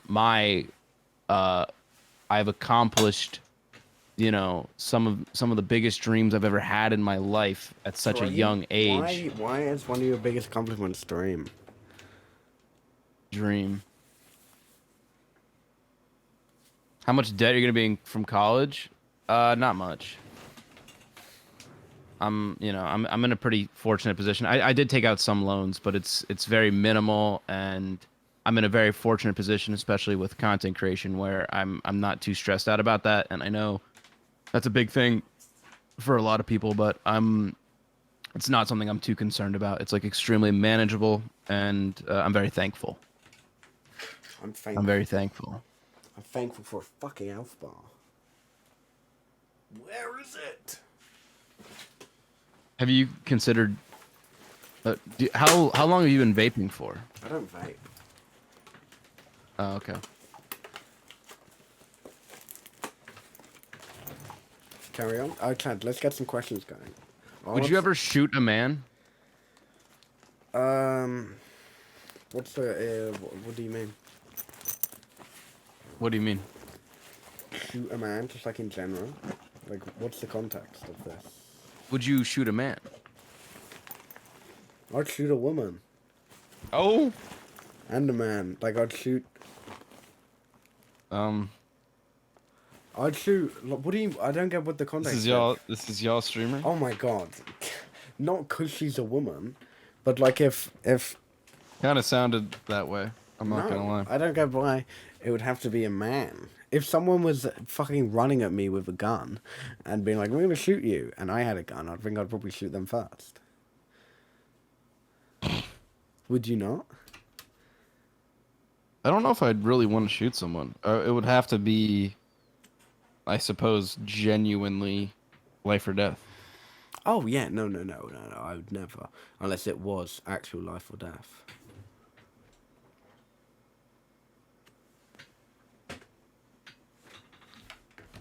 Right.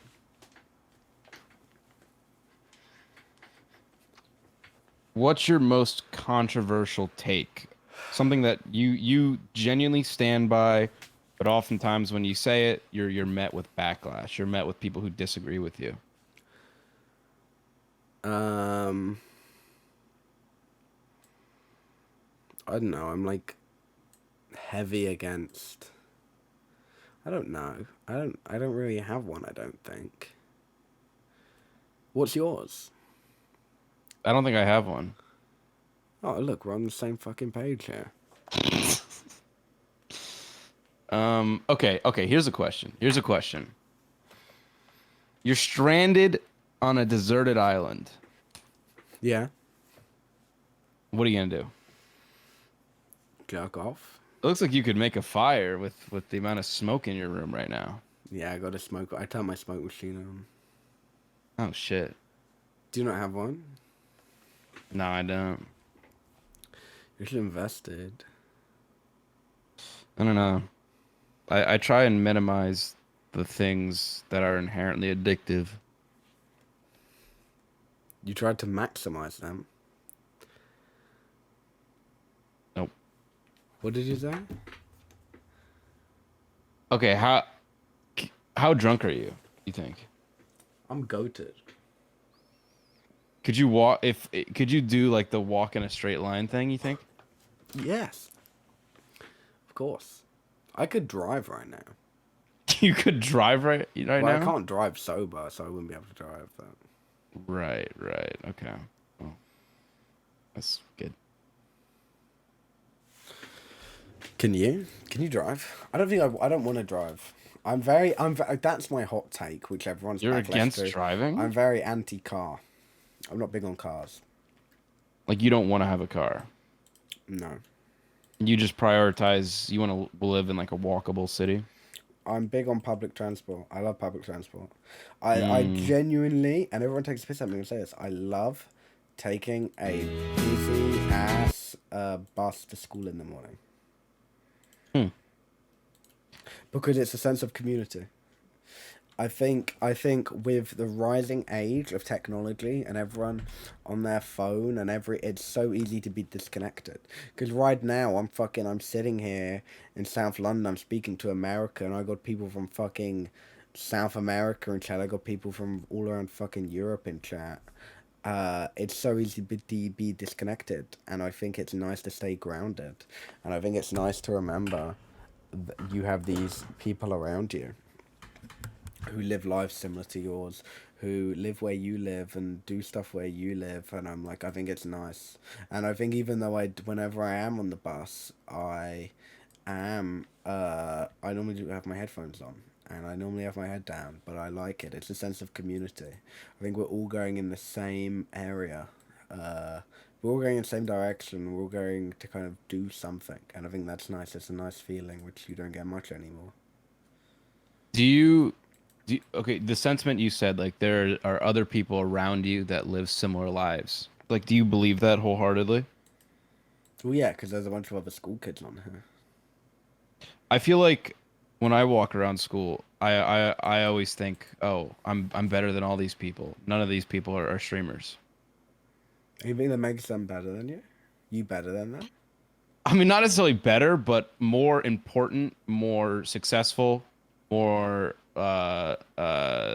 provides more to more people, for sure. No, and you know what? No. I get what. You guys are going to question mark, and I get that. As a streamer, or as a YouTuber or something, or anyone who has any sort of internet influence, it is so easy to get a fucking ego sometimes. No, Chad, because it genuinely is. Because of the way some people treat you. Oh yeah. I'm a big deal. No, okay, I know you're like doing a bit right now. I know you're doing a bit, but like for No, some I people, actually, I sometimes like I do struggle with like I don't want to become full ego, but it's like sometimes it's like, especially like grounding myself with the people that I'm around, like at my school, it's like, bro. Yeah, but I'm like more important than you. I just with like some stuff where it's like when people, even something as basic like when people make edits of you on TikTok and shit, and like on Instagram, I'm like, okay, and that stuff like that can be so easy to get in your head, and I can understand why some people went like fucking like these streamers got a massive ego over lockdown because you think that's real life. This is all on the internet. Like on the, I would say people that I've met at college that know what I do, or like whatever. You know how many people were like, I saw people make edits of you on TikTok. Like so many people like that, and like once they know, they treat you so differently. That's just like how it is. And I'm like, I don't know. I like don't give a fuck. I think. Do you ever feel like you walk around, you know, she wants a Spider-Man, but she walks past Peter Parker every day. You know what I mean? No. Absolutely not. No, sorry. I actually think that's the lamest thing you've ever said. Oh, okay. No, I don't think that either. Do you genuinely think that? No, it's just a fucking tweet I saw, and I think it's funny. I don't know. I think it can be quite easy to. It's as a streamer, it's probably the easiest way to get an ego because when a YouTuber, you're a lot more disconnected from your audience. As a streamer, it's direct. Like it's literally direct as shit. Oh yeah, and I know how many people revolve their lives around me. Yeah, I wouldn't say that. You know, but I do. I wouldn't say devolve their lives. I didn't say devolve. I said revolve. Revolve. I think. Yeah. What does that mean? Like their every aspect of their life is tailored around me. You have people like that? Certainly. People who plan their days around when I'm live. Oh. To min max watching me the most. I don't know. I think it's important. And I think the only way I've ever stayed grounded in not getting a ginormous ego. Drugs. No. Is there's two ways. It's from talking to other people a lot bigger than me and realizing, because Chad, you guys, people in chat are like, oh, I'm a fan of this person. I'm like, okay, cool.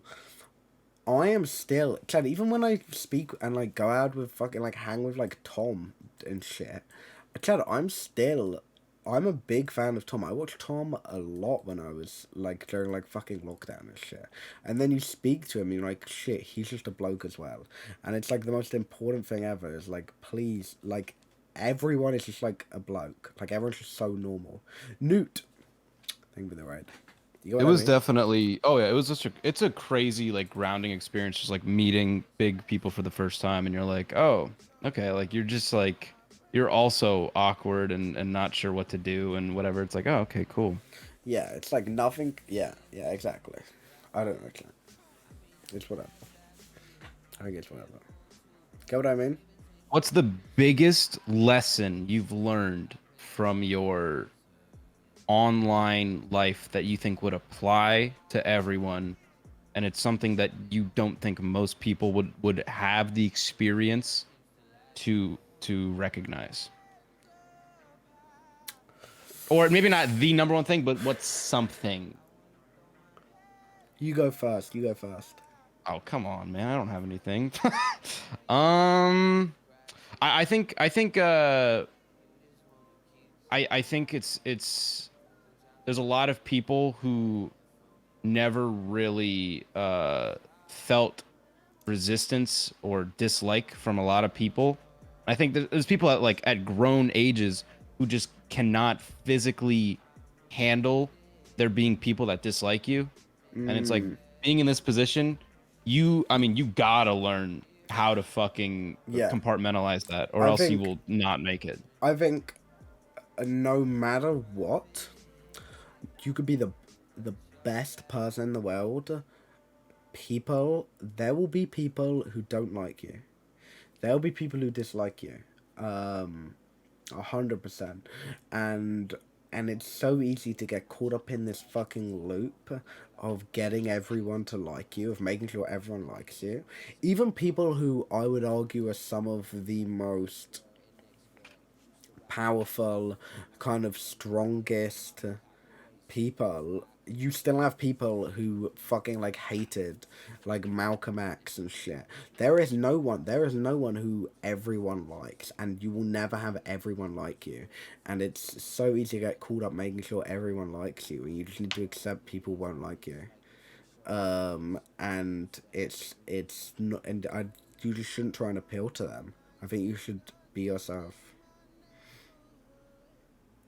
People used to hate me for no reason, actually, because my skirt was too short and I was a slut. It made me insane. I think shit like that's so crazy. I think,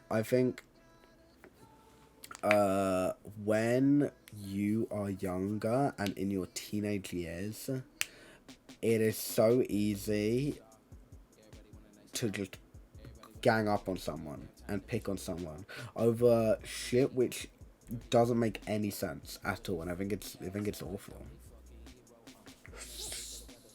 Real, dude. You're so real.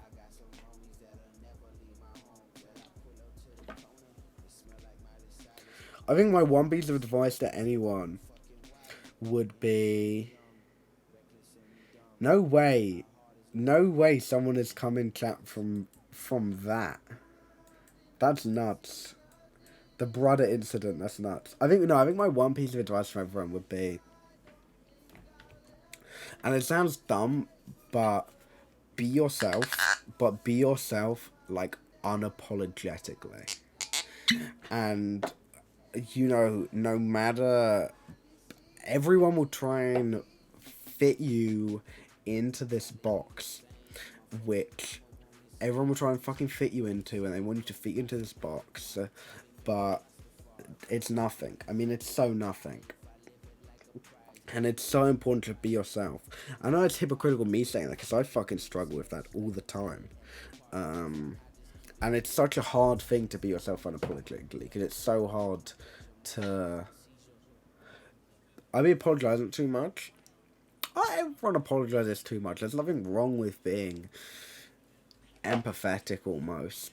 But it's important that at the end of the day, you're yourself, and you shouldn't change who you are because of how someone tells you how you should act. You get what I mean? Oh yeah. What's something people tell you shouldn't do, but you do it anyways because you be you? No, it's not necessarily like that. I've never been like, if someone's not told me to kind of do something or act a certain way, that's never kind of put me off. It's like, Chad, I wear to school every single day. I wear these bright fucking pair of Crocs, to the point where the like younger years know me as like Croc Boy, and people make fun of me for that. But I don't give a fuck because I think they look awesome. But what I mean when I say I struggle with being myself unapologetically, is more this kind of inner thought of mine where I struggle being myself sometimes, in terms of exploring my more feminine side. And also, I don't, as and with kind of toxic masculinity as well, because yeah, it's so easy to talk about toxic masculinity and, you know, say all this to protect, it's okay to cry, it's okay to do this, but when you have kind of had societally this ingrained into you from the beginning, for your whole life, that it's like boys shouldn't cry, boys should be fucking big and strong and shit and do this and that, I'm like, okay, it's kind of hard to overcome by simply saying boys should cry. You know what I mean? I think it's a lot deeper. And I think there's levels to it, and I think it's generational. I don't think it's something you can simply sort by going, oh, boys should cry, and just kind of admitting it, because it's easy to say, it's harder to act on. That's my thoughts. What about you? I feel like since being online, I've been much more I've been much more like open to like this idea that, like, you know, the perception of others based on masculinity, like it actually just means nothing to me. Like I don't really care. I think in the past I there was a lot more things I would do or act a certain way to not be perceived a certain way, and it's just like it doesn't actually, like, it doesn't you can say it doesn't matter, but it's like to go through something and it's like, oh shit, it actually doesn't matter. It's like, It oh actually, damn. yeah. And I'm like, yeah, no, I agree. Yeah, as a trans guy, I find it weird to be my true masculine, because I've been told to be more feminine, and I'm the same. But it's like, I don't think you should be ashamed to be feminine as a dude. If you want to be full of mass, sure. But it's like, I feel bad when I put on loads of muscle sometimes, because I'm like, fuck, I don't want to be like that. I don't want to be a big muscly dude, but I am. I'm like naturally like a big guy, so I'm like, fuck. That's completely off topic though. Nah, man, dude, this is your stream. You can talk about whatever you want. Yeah, no, but I don't know. I struggle with my masculinity as a gender flip, but it's hard to explore that side of that thing, sided reaction. Yeah, I don't know. I think masculinity is a hard one, because it can be calisthenics. Now, I know calisthenics, but I'm like, I don't have, you can be muscular and be feminine, it's still chill. No, I know, but I'm kind of, I still catch myself. As much as I preach, and even as a dude who likes other dudes, I catch myself sometimes when I say stuff and I was like, what the fuck, I can't believe I just said that. And because it's been kind of nailed into kind of guys' heads since early, that it's like the traditional sense of masculinity. It's been hard, like, trying to be open to myself, even online, because for so much of my childhood in school, at college, I didn't want anyone ever looking at me because of my family. Looked at me at gatherings, I felt hated. I don't grow out my hair a bit, because I'm always seeing people saying men have long hair, it's gross and stuff. Yeah, I mean, it's, I think it's important. Pretty much everything is made up. Genuinely everything in life is made up. And when I was younger, and everyone would go, "Oh, gender's a social construct." I was like, that's not true. And then I realized money is a social construct. Money, cash, only works because everyone's turned around and agreed this note of paper has this much money. In the same way, people have only agreed you have a penis, you're a man, you have a vagina, you're a woman. You know what I mean? That is definitely the societal standard. And in the same way, if everybody turned around today and said this fucking piece of paper means nothing, money means nothing, the economy would crash. And I think even though we are in an extremely dark times, especially in America, for trans rights and the kind of the movement forward for trans legislation, it's an extremely dark time in America. I think 10, kind of 20 years time from now, and I know that seems awful, I think big strides will be made as the older people kind of die out, because I think the younger generation will, I think they'll shine through. But I think it's awful the times we're living in right now. It's the shit I'm seeing on my timeline every day, and I mean, it's dreadful. Doubt the government will remove healthcare. Doubt the gov will remove healthcare because they suck so bad. I mean, the conservative government with their austerity policies, I mean, it's terrible. I think Labour are currently really ahead in the polls. So hopefully the next general election should be good. But Keir Starmer's, I fucking hate that dude as well. So who knows? I'm gonna go with P as well. Can you entertain them, Stonepar? Sure, man. Thanks. What's going on, everybody? You are currently watching the Average Harry broadcast. We're currently in the segment of any drunk stream where they get too drunk and then start talking about deep, sincere topics. I would know because I always get to this part as well. I was just mucking around joking, then I realized, damn, like this dude's speaking some real. I gotta shut the fuck up. But having a good time, having great vibes, and it's quite an exciting time to be alive. It's Friday. Live your life to the fullest, everybody. Make sure you drink some water, eat some food, enjoy yourself. Don't worry about the perception of others. Just have a good time. Take a deep breath. And, you know, if you're feeling good, you know, give me some money, you know, twitch.tv/Stonepaw. Give me money. Thank you. Yo, I'm back. Chat, guys, stop telling me to do another shot.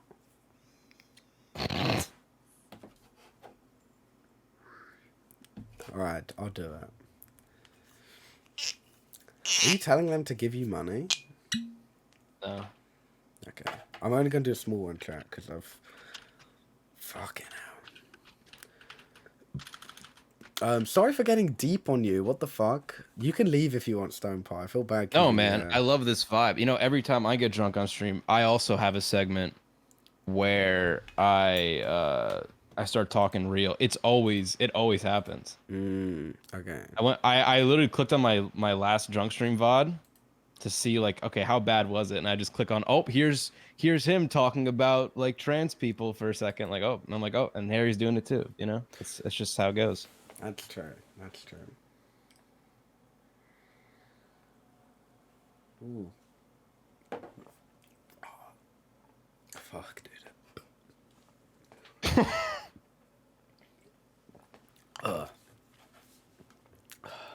God.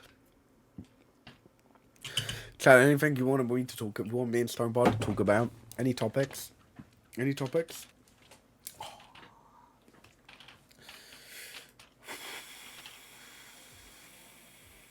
Any topic we're gonna talk about to its fullest.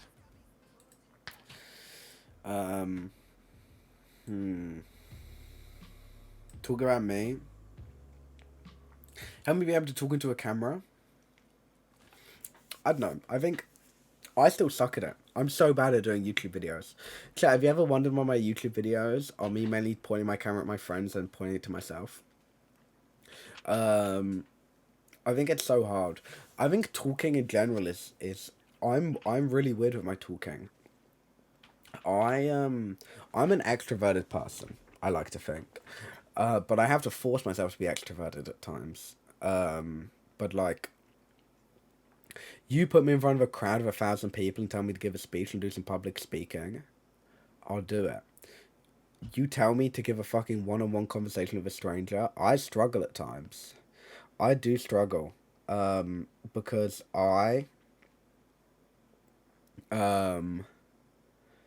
with the group of 1,000 people, I can see that as one group. But with this one-on-one person, I'm like, fuck, this is someone who can respond to me and give me criticism. I think I'm scared of criticism. I think that's what it is. Because no one likes being criticized. And I think, but once you can get over the hurdle that criticism can only lead to improvement, I think that's the way to go. I find it hard to look in a mirror. Oh, this is one I can relate to. This is one I can relate to. Chat, you guys know. Wait, can I put my 2 cents on the first one before you go to the next one? Or do you not care about me? It's your stream. No, go ahead. Just to add to that, I think being able to talk to a camera or anything adjacent to that, nobody is inherently good at it from the beginning. Everyone sucks at it at the beginning. It's one skill, and there's many skills like this where you only get better at it exponentially over time. No, exactly. And every time you do it, you learn new nuances of how to adjust yourself for the future. You'll never feel 100%. Like, you're never going to hit that limit, but your autopilot of it will eventually get better. And when it gets better, you'll intrinsically realize it and become less nervous. That's what I think. No, I get that. I think, no, I agree. I find it hard to look in America. That's something I relate to a lot. And this is something I've actually been struggling with a lot recently. Chat, you guys know I used to be a very large person. I wouldn't say very. I think I do overdo it a fair bit when I talk about it. I have very very bad body dysmorphia, body dysphoria, all of that. I used to be 115 kilos. I'm at like 76 now. And even after all of that, I still avoid mirrors. And I avoid mirrors, and sometimes with my body, it gets so bad when I'm having a bad day, I shower with the lights off, where I look at myself in the mirror and I kind of feel so disgusted with how I look and how I feel, and I look at myself and I could wake up one morning and I think I could look good, and I wake up the next morning, nothing's changed, and I look completely different, and my face looks wider, and it's horrible. It's this horrible feeling, and it's dreadful, and I fucking hate it, and I have that, and while it is true that I will always say me kind of going to the gym and exercising more and kind of getting more into fitness is easily the best decision I've ever made in my life, because overall it's made me so much happier.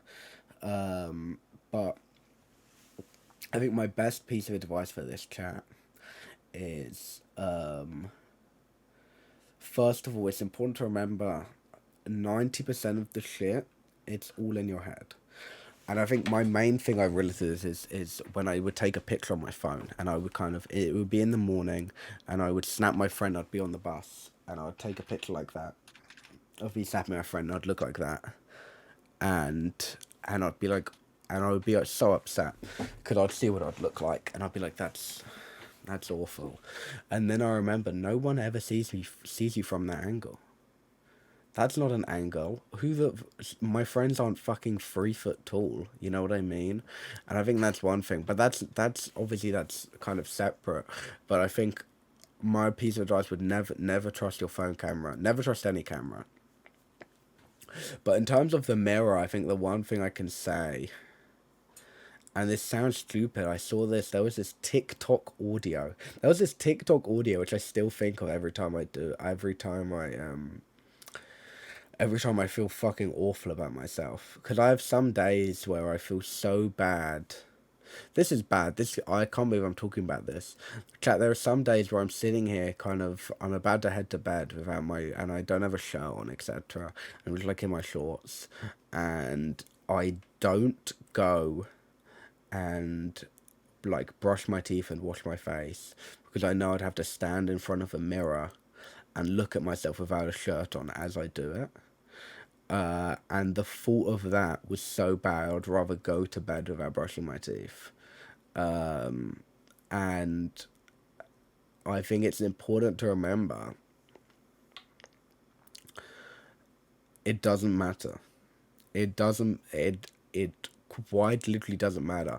What's most important is that you have one body in life. No matter what, you have one body. And it's best you just kind of look after it as well as you want. And if that means you want to eat McDonald's, go fucking eat McDonald's. As long as you're eating, it doesn't fucking matter. And societal standards will change, they will shift, no matter what. And this hurts to hear.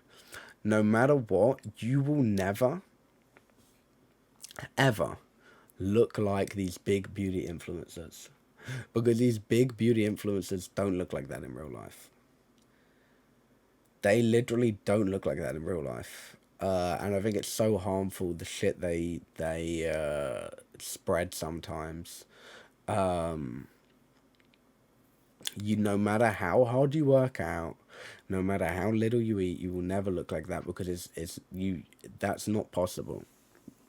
And I think it's so much better to just look after yourself.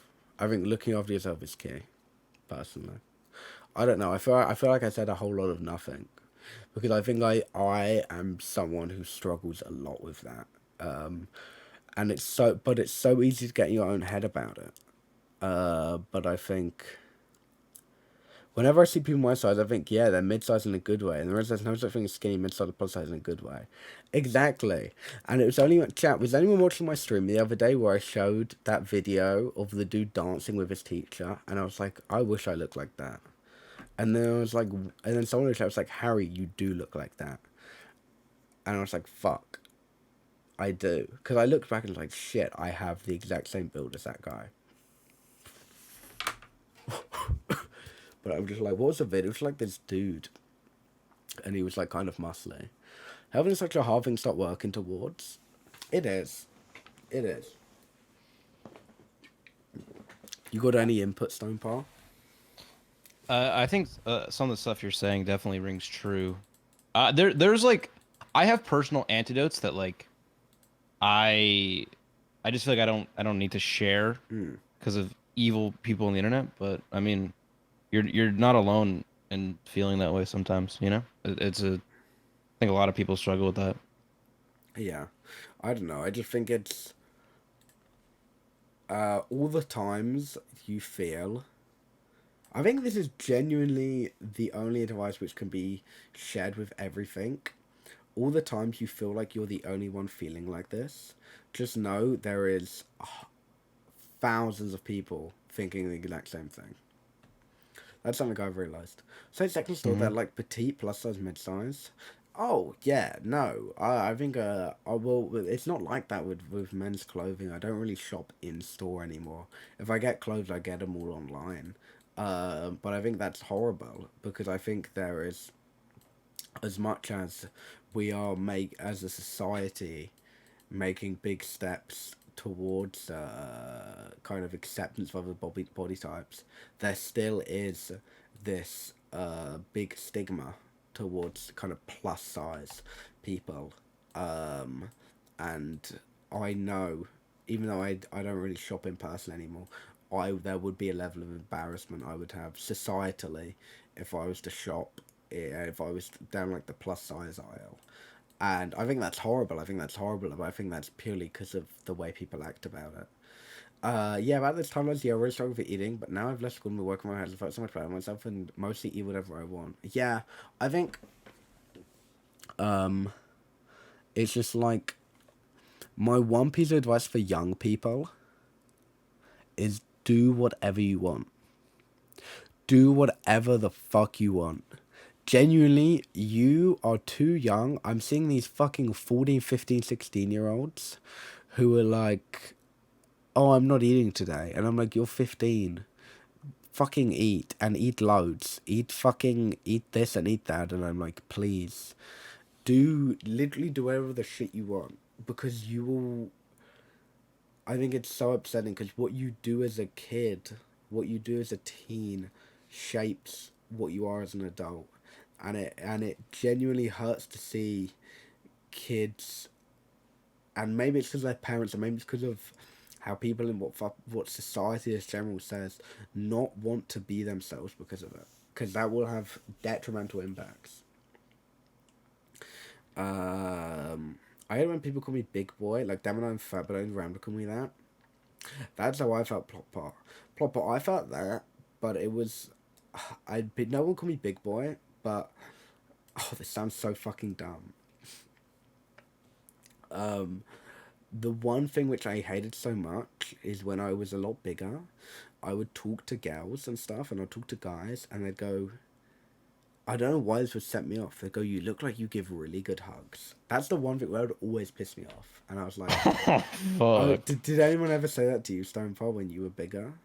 I don't think so specifically, but I've heard that phrase thrown around a lot. Like it's like probably one of the most backhanded things you could say. They go, you look like you have really big hugs. You're like a big teddy bear, and I'm like, dude, oh fuck. Hell nah. I'm like, fuck off, dude. Just call me a fat ass at that point. Like Jesus. Exactly. Fuck that. I feel like something I've realized is I mean, and some people would maybe dispute this, fair enough, but I feel like nobody actually 100% likes their body.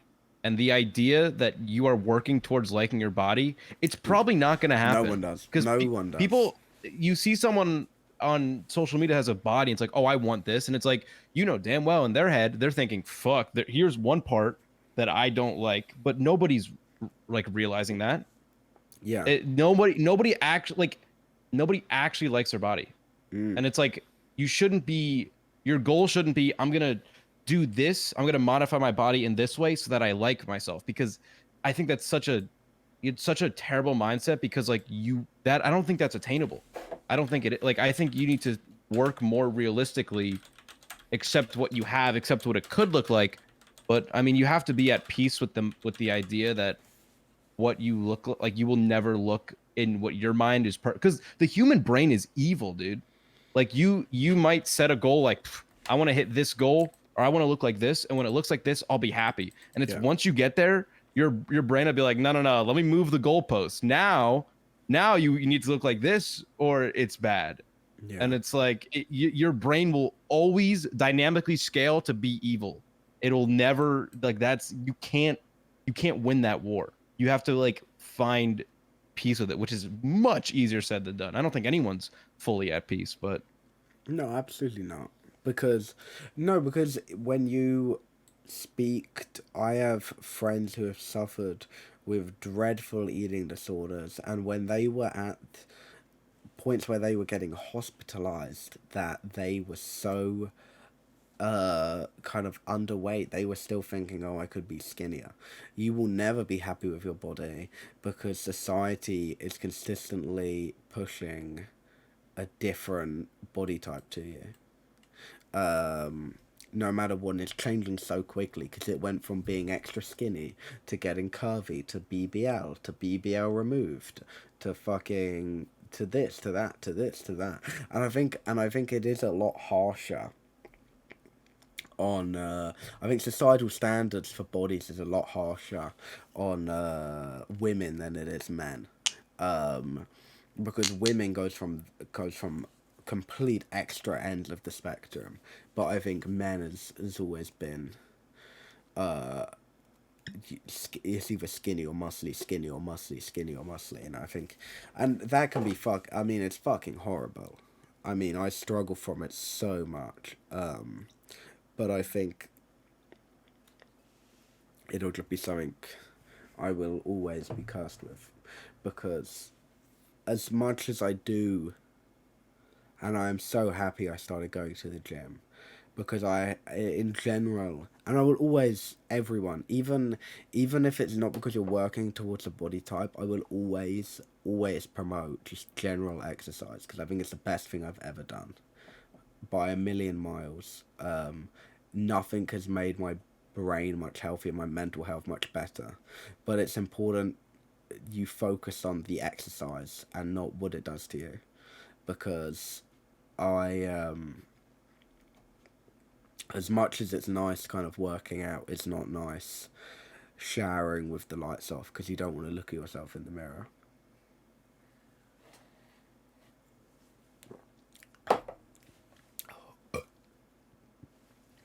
Real shit, real shit. Fuck. That was my last one. Fuck, dude. Shit, man. That was the evil shot. The biggest blues I experienced when I was hospitalised for 2 weeks, and when I got home, I was like, oh my god, so skinny in a positive way. I felt the same way. But I did it to myself. Not like that. That sounds bad. In October last year, I got alcohol poisoning from Halloween weekend. I went out like fucking 4 days back to back and got fucked back to back. And I got alcohol poisoning. I couldn't eat for like 3 days. I remember afterwards, after I got better, I looked in the mirror. And I was like, shit. I'm, oh yeah, anyone at Twitch watching, I'm 18. I was born May 24th, 2004. And I kind of looked at myself in the mirror and I was like, oh, I'm so skinny. And then I was like, I couldn't eat for 3 days. My fault shouldn't be, oh, I'm so skinny. You get what I mean? And I'm almost upset that was my fault. And I was like, this is bad. I don't know. I feel like I'm saying a lot of nothing here. I feel like it's definitely like inherently rambly, but I think everything you're saying makes sense, feels connected, and I'm sure a lot of people resonate. Yeah. Being a good person, especially having taken care of yourself, look, that matters. Yeah. I don't know. I think that's real as fuck, like a joker. I just think, yeah. Colitis makes me lose weight a lot, and sometimes feel positive about the weight loss when I get realization about it. Yeah. But I don't know. I think everyone will always struggle with body image. Because even when the people who you think are so perfect at times, when you see they struggle with it, with people who are so kind of societally attractive, like Ariana Grande, etc., coming out saying she had an eating disorder and a drug problem, and I'm like, okay, there will never be a time I don't struggle with this. I think it's so important just to remember that you have one body. You have one body. Just treat it with love. And I think that's all that matters. I think at the end of the day, that's all that matters.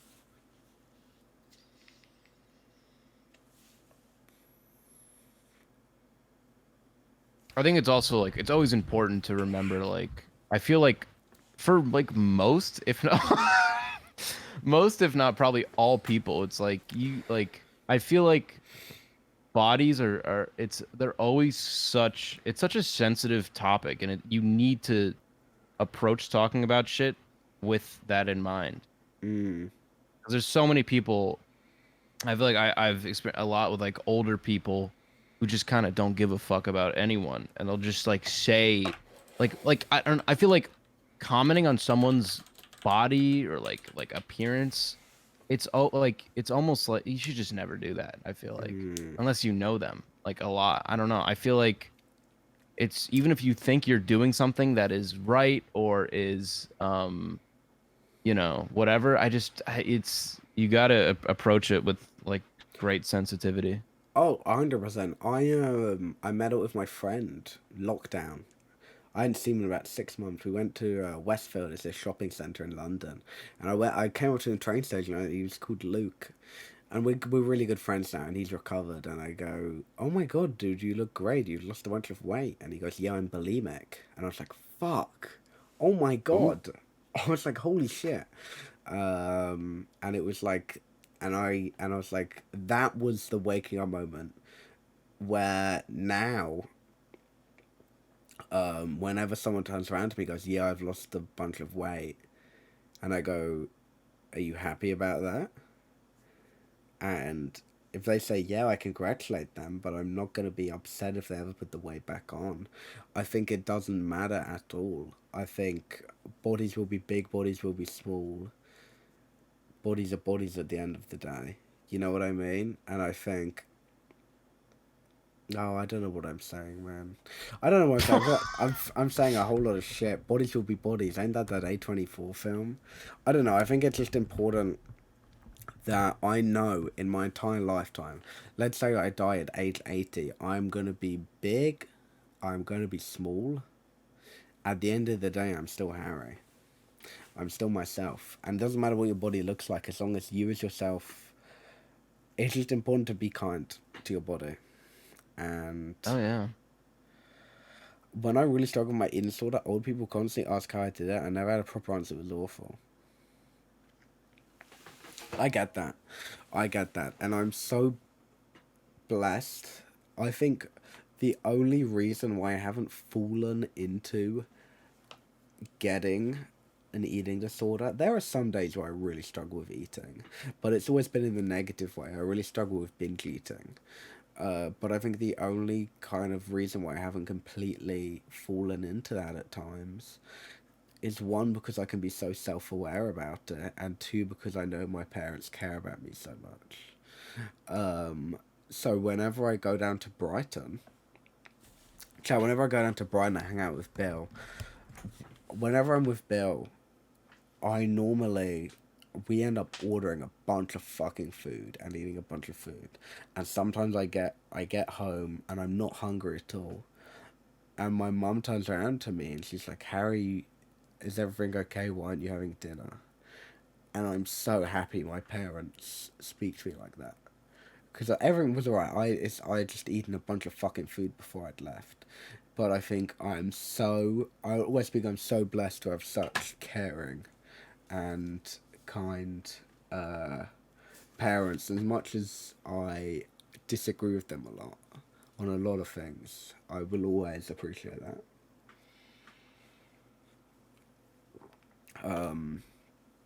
I think an eating disorder is something I'm not gonna... Good night, Ketchungus. I'm not gonna sit here and pretend I have an eating disorder. I have a lot of friends who struggle with eating and have quite bad eating disorders. I'm not going to sit here and pretend I have, and I'm not going to sit here and pretend I can give you advice on it, because I can't. But I think it's important. You know what, I think my one piece of general advice I'll give to everyone mentally is, I don't know how old you are. I'm going to assume you guys are around my age. And with a lot of your issues, let's say people who struggle with depression, they're 18, and they've had depression since they're fucking 13 years old, and it seems like this thing which is going to last a lifetime. You've had something which has lasted your whole life.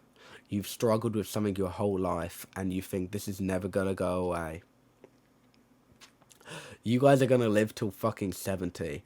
And right now, this thing you're struggling with has impacted 90% of your life.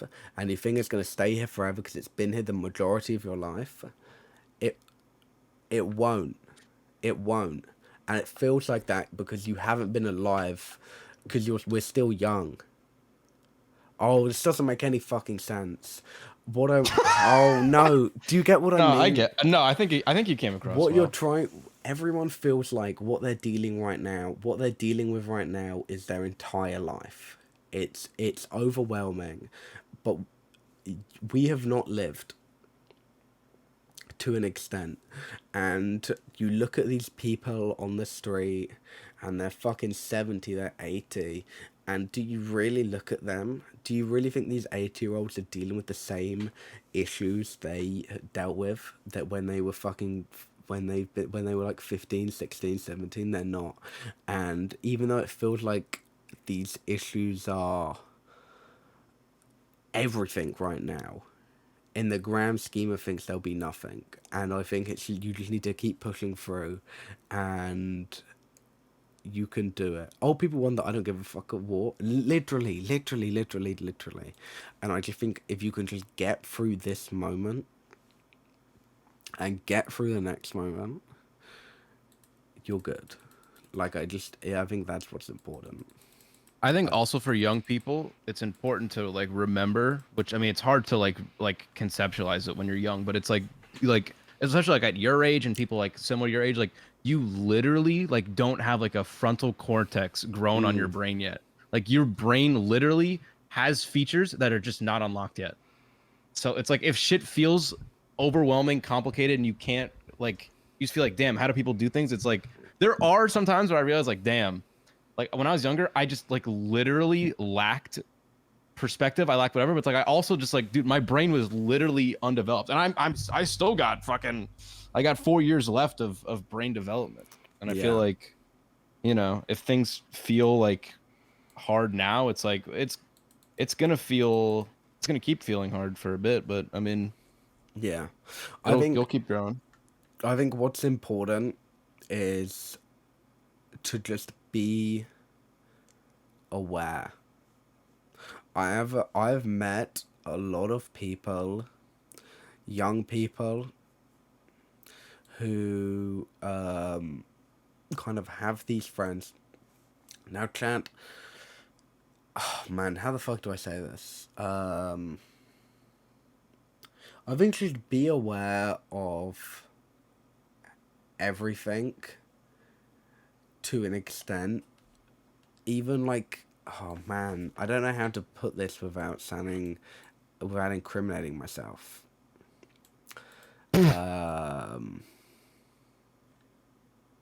Never mind. Do you want to tell me privately, then I can figure out how to uncriminalize yourself? No, I was just gonna say, Chad, I have a lot of people. Never mind. I'm not gonna get into it. Hold on. I'll tell you if it's worth getting into or not. I know it's not. So I'm not gonna get into it because I don't want to talk about that. Yeah, I don't think it's necessary. But I've seen so many people.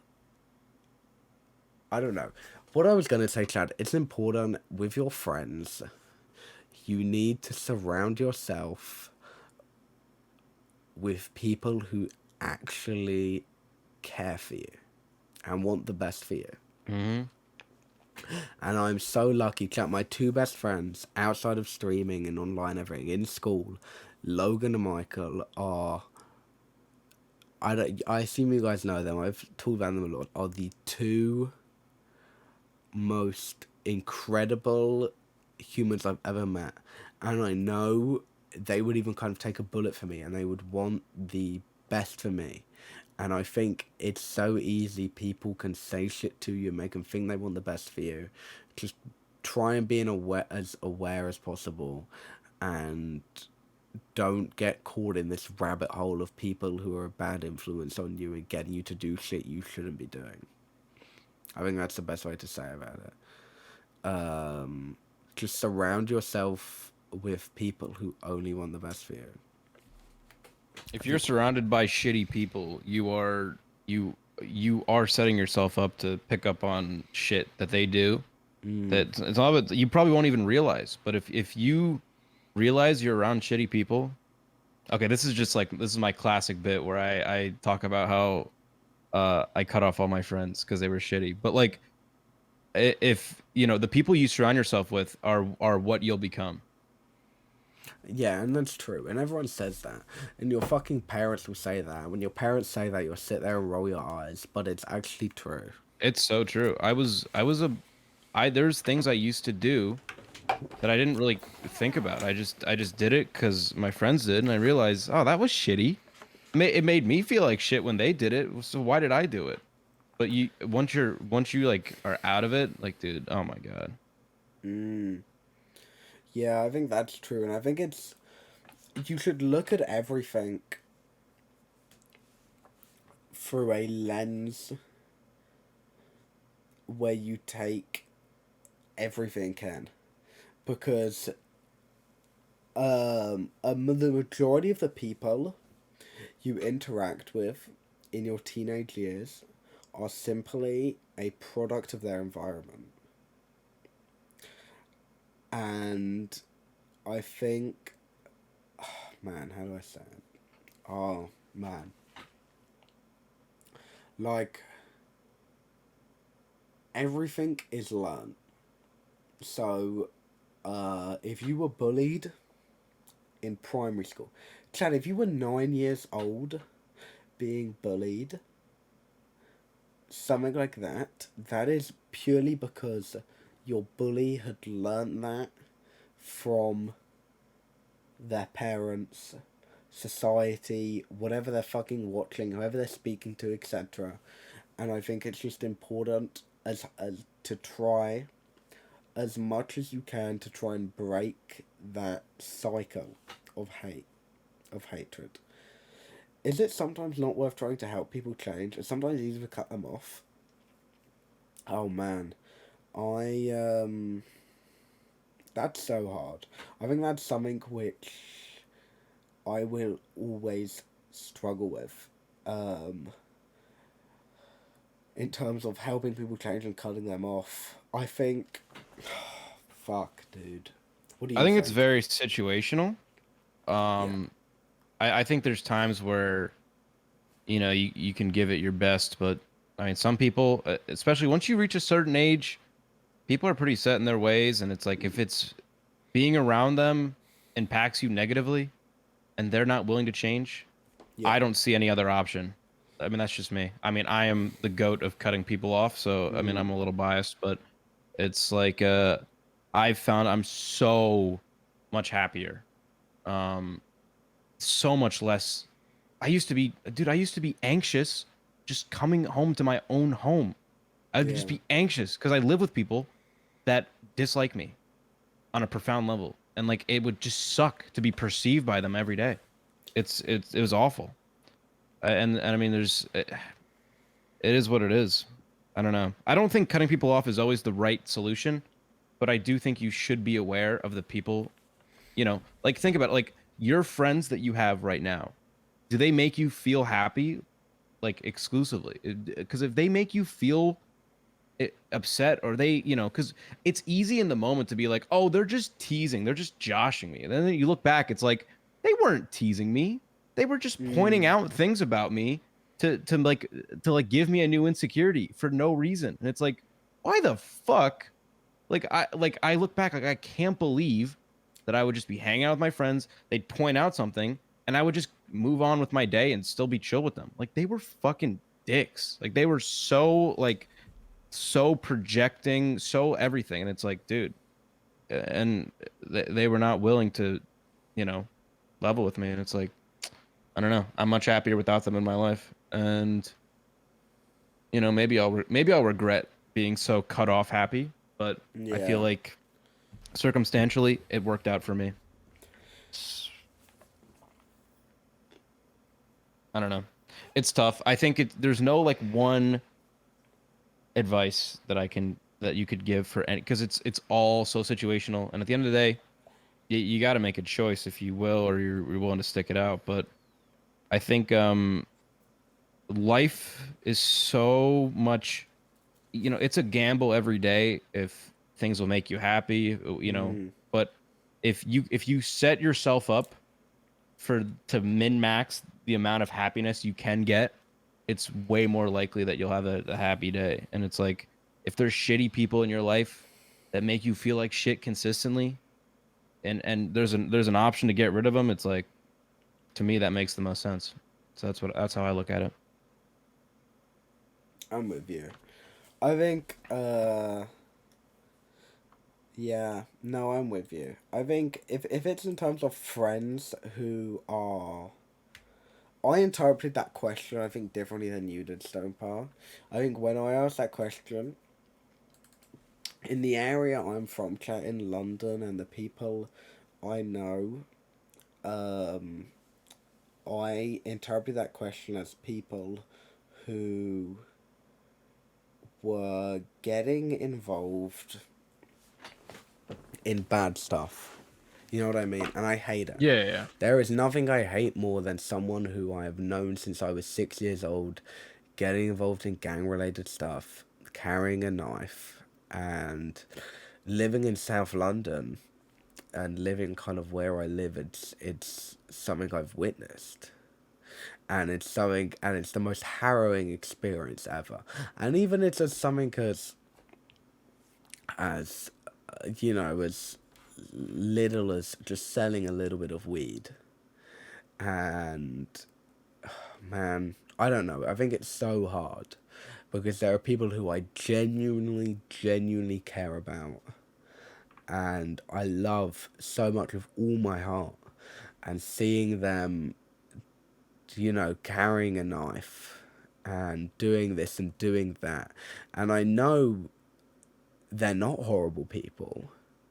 They are simply a product of their environment, and there's nothing which makes me more upset, which is why I'm so active kind of politically in changing kind of what London is, and why I'm very strong in my political beliefs, because it is the most harrowing thing ever when I logged onto Instagram one morning and saw one of my friends had been involved in a stabbing, a gang-related stabbing, someone I'd known since I was about 12 years old, someone who I did science lessons with, someone who I did this, and it's just like the worst fucking feeling ever.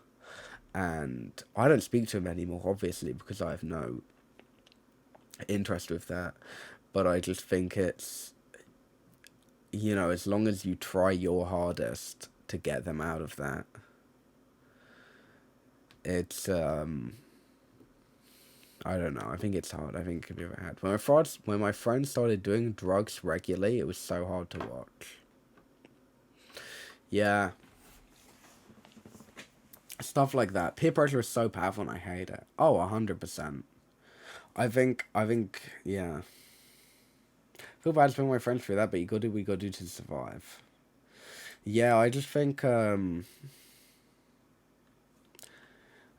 think with drugs, it can be such a hard conversation, because I think everyone will experiment with drugs in their lives, and I think some people will do it when they're 16, some people do it when they're 25. And I think the people who do it when they're 25 will cut off the person who's doing it when they're 16. And I think, you know, no matter what everyone will experiment with drugs. I think what's important is when you do experiment with drugs, is that you do it safely. If my friend wants to do drugs, I don't care. I care when my friend is doing MDMA every weekend. And I think what's most important is harm reduction, and just kind of making sure and it's inevitable people are going to do drugs. I think what's important is making sure people are doing drugs safely. I think what's important is making sure the knowledge of drugs and the dosage of them is widely known, and I think having access to drug testing kits is so important. There is no point, and it makes me so upset when I see the UK government criminalising. The UK government recently criminalised nitrous oxide. And I was upset about that. And it's not because I do nitrous oxide. I'm not going to sit here and lie and say I've never done it before. I'm not going to lie and say I've never experimented with drugs before. But I think it's important, no matter what, no matter how much you ban them, people are going to do them. I think what the UK government should instead be focusing on is making sure people do them safely. Maybe making sure people have a place where they can talk if they have problems with drugs, and making sure people have places to test drugs, making sure people are not scared to go to the hospital if they could be overdosing, because they're scared they could go to fucking prison for it. And I think that's what's important. But I think I mean I understand why you could be upset with your friends doing it. Like 100%. I think I'm waffling here actually. I actually think I'm talking about my arsehole for about the past hour. I only had one friend in high school and she used drugs regularly. It's something friends when she graduated, but I check it sometimes she posts about using all the time and she's so sad. No, 100%. I think it can be a very slippery slope. Especially when you kind of get onto the harder stuff. And you kind of see the high you get. And you get on to... I know it's a lot worse than... I assume you're American. Because I only really see the term using in America. But I think it is quite upsetting seeing that. I don't know. I think I have a very different view on drugs than most people. I think it's because where I live and the people I know, etc. But that's not to say your view is any less valid than mine. To an extent. I don't know what I'm talking about. Say something, say something. No, man. Drugs. Here's the thing about drugs is, there's a reason that not everyone's doing them, because most of them have insane drawbacks. And I feel like we have the it's awful what has happened to people, but we have that perspective that we can learn from to realize, okay, I mean, the high might be fucking awesome, but like some of these drugs just kind of ruin people's lives forever. So it's like, I think sometimes it's better off. There's some things that like you don't need to know, you don't need to see. And I feel like highs from some drugs is something that's like, I don't think I need to see this. And if I do, it shouldn't be right now when my body is still developing, when I'm in the middle of things, I'm still growing. If I'm like a fucking 40-year-old man, retired, millions in the bank, it's like, you know what, maybe one night who cares? But like, I'm not in that position where I can say who cares. So until I am, hard drugs is just something I'm not really concerned with. And I think there's a lot of wanting to fit in and peer pressure that plays into it. But at the end of the day, just be smart about what you do. Because if you're going to do them, I mean... What's your thoughts on decriminalization?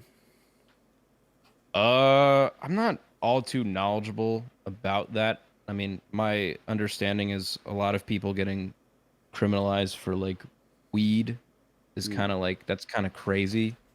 But I mean, it's just like a societal, like it's much more like, okay, weed actually isn't that bad. So like, I don't know. My knowledge doesn't span that. Like, I haven't really looked into it too much. I think all drugs should be for personal use should be decriminalized, because I don't think you should be thrown in prison for having a heroin addiction. If you get caught shooting up heroin in the street, I don't think you should be sent to prison. Or if you get caught with heroin on you, if it's to distribute, I think that's a completely different story. But I think someone with an addiction problem, you should be sent to rehab, you shouldn't be sent to prison. And it can be actually extremely dangerous being sent to prison and going kind of cold turkey on it. and a lot of people disagree with me on that view. Well, I mean, clearly not chat with the nod that's going on, but whenever I talk that up, people act quite crazy. I don't think it should be a criminal offence for doing it, because at the end of the day, it is addiction. And I know plenty of people. I've been at a party, and I've seen somebody overdose, a friend of mine overdose in front of me, and be crying, begging for someone to not call an ambulance because they didn't want to get in trouble with the police. And that is one of the most harrowing things I've ever seen. They had a problem. They had a very, very bad cocaine problem. And I think at age 17, if you have a coke problem, you shouldn't be worried about going to prison because of it. You should be... I don't think that should be the very, very fucking least of your worries. You should be getting help. And if you're, and I think and as I said, it was a different story if you're distributing it. But then again, if you're distributing it, if you look at these people selling coke, look at these people selling fucking crack. These people aren't living in fucking Banstead. They're not living in Epsom. They're living on a fucking council estate in Croydon with their fucking roof about to cave in from leaks, and barely, like, their money, most of them are addicted to that shit as well, and I think it can become a vicious cycle. And I think what's important isn't penalising them or punishing them, these users, it's getting them help. Technically don't care about that, yeah, but people don't know that, because there is this general kind of stigma about it, that people won't launch information campaigns. The NHS won't launch an information campaign going, if you're ODing, call the police, call the ambulance, we won't tell the police.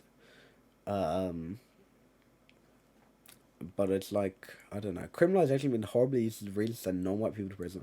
Oh, I mean, yeah, like, it's a lot different in the US than it is here, but in the US it's horrible. My grandpa was a dealer, and prison just traumatised him even more than criminal justice sucks. Oh, yeah. No, it fucking stinks, dude. Because the criminal justice system should be nationalised. Prison should be nationalised. The entire concept of a private prison is the most fucking inhumane and horrible. I mean, it's fucking horrible. A private prison system, that's fucking dreadful. That is, if I would. A private prison is a big issue in the UK. The majority of them are private. And, I mean, yeah. It's like, they're not a big issue. Prisons are prisons here. I think the UK prison system is a lot better than the US prison system, but it still is the top of the pile of shit. I think that's the way I see it. Stone Park, can you entertain them? I'm gonna go have a piss, and I'm gonna do another shot as well when I get back. I mean, you did say it was your last one. I do want to remind you. You said, well, I lied. Okay. What's up, guys? Don't tell Average Harry, but you know, between you and me, I might only be here for not too much longer. But I've enjoyed the time I've spent with you all. Oh, I thought people were Jay-guessing when I said I'm gonna leave. And I was like, okay, that hurts. Ouch. But it's actually for Late Toucan. Shout out Late Toucan. Gotta be one of the coolest birds in the world. Y'all ever heard the bird that goes?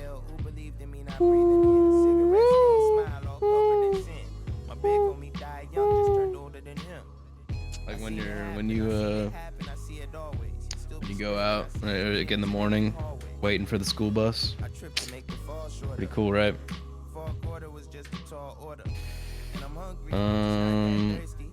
Yeah, I think one of the crazy things is, I mean, I'm gonna be honest with you, like the level of complexity of different topics that Harry talks about. It's like, bro, I'm not gonna lie. When I was 17, man, I was talking about. I mean, I was only thinking about video games and like YouTube and shit. Like, what's up? I don't even. Oh, what's up, man? Yeah, what were you saying? What's with the doves in chat? Oh, because I went.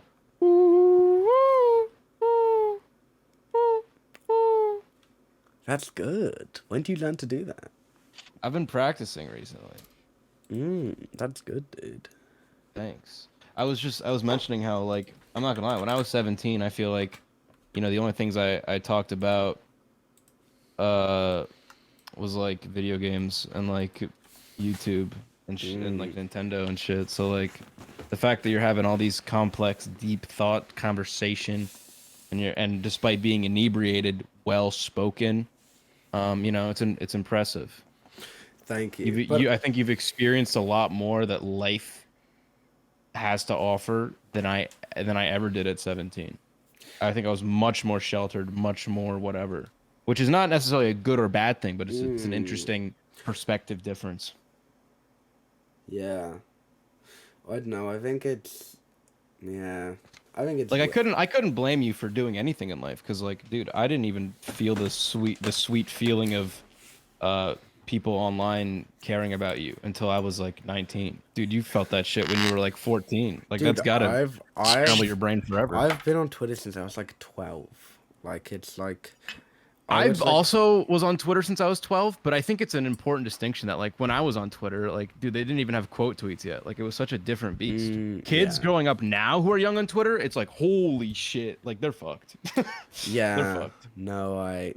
When I grew up, you know, the biggest drama was like at Dory and at white girls, white girls stealing shit, man. I used to be so scared to follow.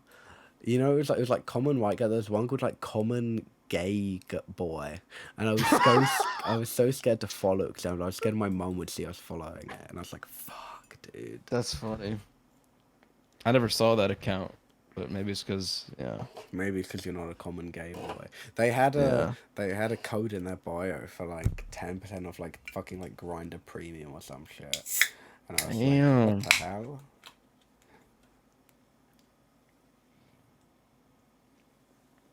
I'm trying to think of other like deep, profound topics to talk about. What's something that's been on your mind recently? You just want to get it off your chest. I feel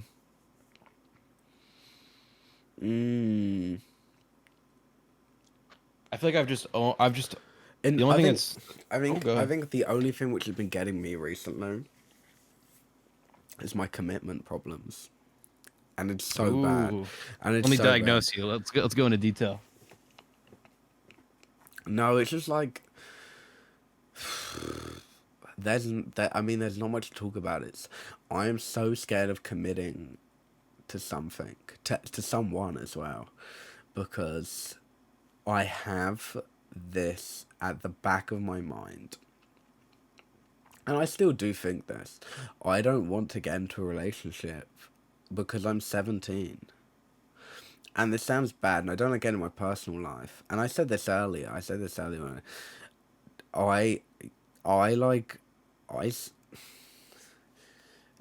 I'll use this term loosely. I sleep around. You know what I mean?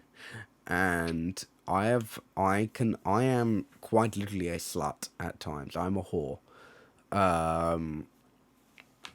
Like, I talk to multiple people. I have multiple kind of sexual partners, but I'm scared this feeling will never go away, and there'll never be a point where I have to kind of settle down and be with someone, and I'm like, fuck, that's terrifying, and I don't know what it is. I don't know what it is. That doesn't feel like grounded in logic. Like it's. I don't know of any 17-year-old that feels ready to settle down. Yeah, I know, but I feel like I should be. But I think that's purely because in every other sense, I have that level of maturity to an extent. I think that's I don't know. I think that sounds stupid. I think I'm being stupid now that I say it out loud. I don't think you're being stupid. I think it's fair at 17 to think that. But I think it's also fair in a couple years you'll look back and be like, Jesus, that was very silly. No, because I think it now. I think it's silly what I'm doing now. Alright, fuck it. I just think... I don't know. I feel like you're being very vulnerable and opening up about things. and like I want to match that energy, but I will not in front of an audience. You know, that's fair. No, dude, that's fair. But just That's know, fair. like this conversation would be insane, and I would let you in on some of the most private details of my life. But you know, no, I think God forbid Kayak Lamau fucking repeats it in a stream in like 3 months, and I'm like, how the fuck did you know that? You know, I can't have that. Gonna bring up your fucking 13-year-old girlfriend. No, like girlfriend when you were 13. Girlfriend when you were 13. Wow. Yeah. No. Let's be clear. I have never had a girlfriend. Okay, not a girlfriend that's 13. Not a girlfriend when I was 13. Let's keep that clear. Anyways. Yeah. Okay, I feel like that was a poor choice of word when I said that.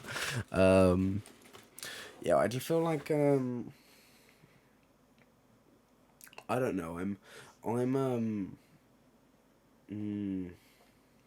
Yeah, I think I don't know if Chan. I'm going to. Okay, well, this is what my plan is. I think I've spoken about this time. I don't think I've ever spoken about it explicitly, but I've explained it. Basically, Chan, I'm in my final year of school. And everybody is normally going to uni next year. But I'm taking a gap year. And my plan for this is I have 1 year.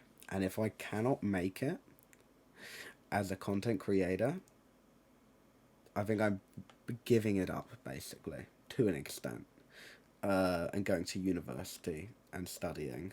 And I might do a little bit while I'm at uni. But I think this 1 year is my chance to go kind of full steam ahead. And I do believe I can do it. Because I have so much which I can't talk about, which is big. And I think it will be big. But I think it's so terrifying doing something like this. I have a thought on that, but I don't know if you want to like. What's your thought? My thought. Listen, okay, are there things in content creation that you genuinely think you couldn't do if you were streaming? Or, I mean, if you were in university? Yeah. I think when I'm at university and stuff, it's a lot of, I can't do this, I can't do that because I have school. And no, I'll still probably go on doing it because I think I'm too stubborn to give this up. But I genuinely believe that the stuff I have planned, which I can't talk about, but you know it. I know it. Will be big. Because I know the money behind it is big. I know the brains behind it is big, and I know everything is big, but I'm like, I don't know, I get so in my own head about it sometimes. I personally, I mean, I think there's plenty of people who could say, no, this is good, but I feel like a gap year, I'm not crazy about. Like, obviously, I mean, there's some situations where I completely understand it, where it's like, I literally need to take a gap year to, like, make money or whatever. That makes sense. Okay, it's a gap year, but I'm taking this gap year as basically, because if I was to go to the first year of uni, if I'm spending that much money, I'd want to follow it through for 3 years, right? Yeah. No, I was kind of the same way. But if I take this gap year, and if in that gap year I can sustain off doing this, I will. Then you don't want to do all that. That makes sense. I'll put off uni for 5 years because me going to uni is me getting 40 grand in debt, right? Yeah. So in that 1 year, I can put off getting 40 grand in debt and make a sustainable income. I will, but if I won't, I'll go to uni. I'll study visual effects and post production, and I'll get into that industry. And if not, then it's whatever. I think if I blew up during like my first semester of college or something, I probably would have been like, fuck this, I'm not doing college. But until it was really like a sustainable thing was like when I was like halfway done, and I'm like, I'll just stick it out. And yeah. And now I'm kind of at the point now where it's like, I'm pretty glad that I did, because I feel like, I could definitely look back and be like, if I didn't have school, I could have, I probably, in the same amount of time, I could have had more done.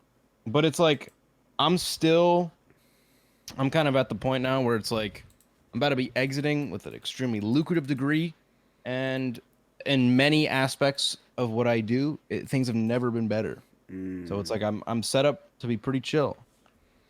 I swear vaping is a Twitch TOS. Yeah, but I don't want that out there. You know what I mean? Wait, is it bait that I'm vaping? I see people vape all the time. Yeah, but is it obvious that I'm vaping right now? Well, you did kind of just start vaping. Like you were hiding it and then you kind of just started vaping straight up.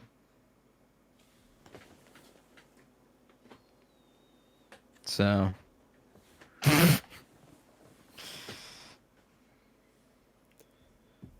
anyways, I have been in contact very recently with my legal team. And they think, I shouldn't be spending my time on stream with someone that does vape. That does vape. So I do think I'm gonna have to cut this call now. Really? Do you actually have to go there? It's not up to me. No, I'm serious. Wait, do you have to go or not? Or can we carry on? I am gonna depart. Okay. You want me to be fully honest why I'm departing? Yeah, what's up? I want to watch wrestling. What's happening? Tonight is day 1 of the draft, which means every eligible wrestler is going to be drafted to either Raw or SmackDown. And this could also include some select, currently unknown NXT superstars who will be called up to the main roster and then drafted. It's quite an exciting night. What do you think Kofi Kingston's going to get drafted as? Kofi Kingston is currently out with an injury, but he will be drafted along with Xavier Woods as part of the New Day. And currently they are on SmackDown. I could see them moving to Raw, or they might stay on SmackDown. I think there's not too much to it. There has been tiny rumblings, which I don't necessarily, I'm not fully believing in, but there are some people who maybe believe that the return of Big E could be happening soon. No and if way. so, if you don't know, Big E, part of the New Day with Kofi Kingston and Xavier Woods, around like a year and a couple months ago, someone just dropped him on his neck and has been out of action because he like kind of almost died, but he might be coming back soon. That's huge. Yeah. What about the Undertaker? The Undertaker has been retired for over 3 years at this point, and while he hasn't fully ruled out the idea of returning to the ring again, I certainly would not expect him to be drafted as a full-time competitor. That's fair. Yeah. That's what's up. Okay, well, you can go then. All right, thank you, man. Thank you. You're being all real and shit, and we appreciate you opening up, being vulnerable, being honest, because we appreciate you. Love you. See you, man. Love you. Yo. Anything else you guys want to talk about, chat?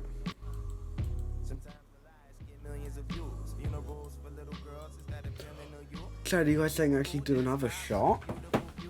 What? Are you guys saying that? Really? If you insist. Ugh.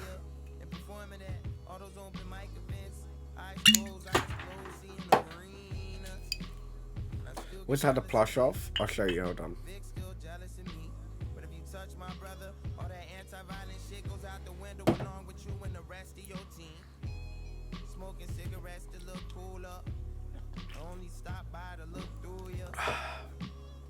Oh.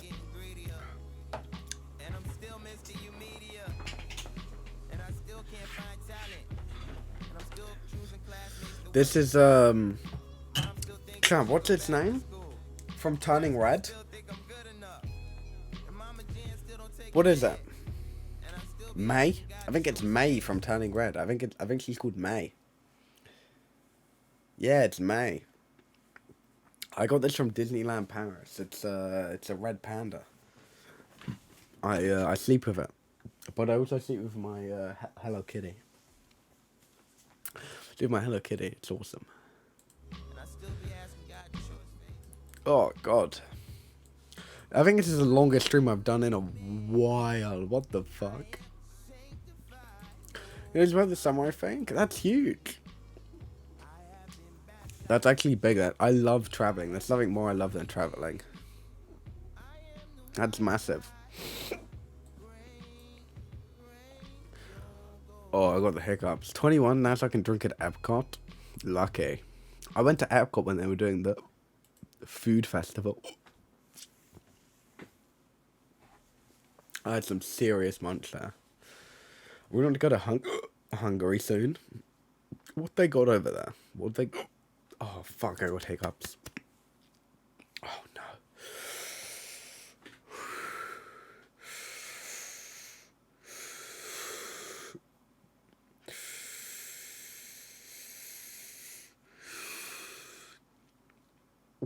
I think I'm good. I see with the... Fill your mouth with a drink and swallow it slowly.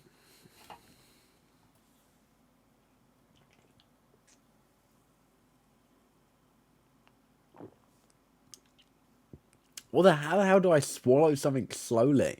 What the fuck are you talking about? Oh. That's not a real thing. That's not a real thing.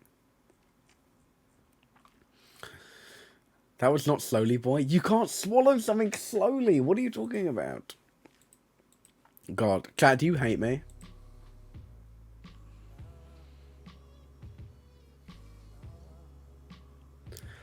You guys are not meant to say yeah when I'm in this state. Dude, fuck all of you.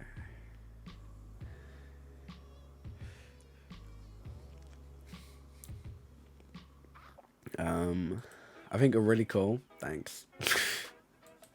Shout out Stonepar. Shout out Stonepar. Is anyone in chat going TwitchCon Paris? I am. I chat, you know, I think I'm doing me. Hi Quabby. Yes and no. I'm like 50% chance of going. No. I think I'm excited just to hang out with my friends. I love my friends. Shout out to my friends. I've run out of content now that Stonepar's gone. I have nothing to talk about. I was really enjoying having kind of deep conversation. I don't really want to go to bed yet. Does anyone chat? Should I end stream or should I carry on?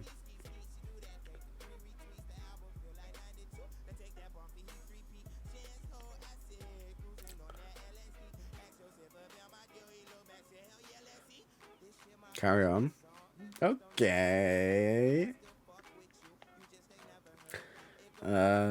Fuck. Let's think I'll end. This is actually insane for the Average Harry community. Normally you guys would all tell me to end.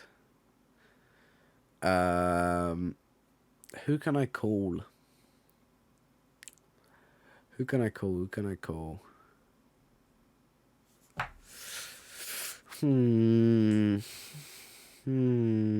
I need someone to talk to. Fuck you, but carry on streaming. What the hell? Why fuck me? Wait, what the fuck? Yo. That's so mean. Oh wait, people are in Chungus. And I was like, hello. Hi. I'm live. Oh lord. Do you want me to leave? I'll leave. No. I think they're talking about something personal. Sorry.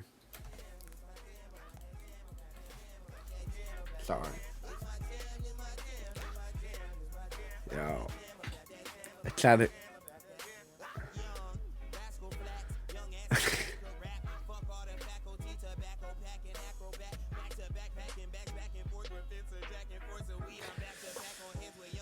Going back? You sure? Yo. Hey. Yo. Hey. What's up? Are you in bed, Scott? Yeah. Okay, mobile microphone. Scott, you know I'm going by myself tomorrow. Huh? I'm going by myself to that Don't Hug Me, I'm Scared thing. Oh yeah. To the BAFTAs, yeah. Fun. I could only get one ticket anyway. Oh, okay. I'm I'm seeing Inception on IMAX on Monday. Okay, with who? Someone from my college. Oi. Not you, because you forgot to buy tickets. Oh. Okay. I was really looking forward to Interstellar. Oh, I'm sorry.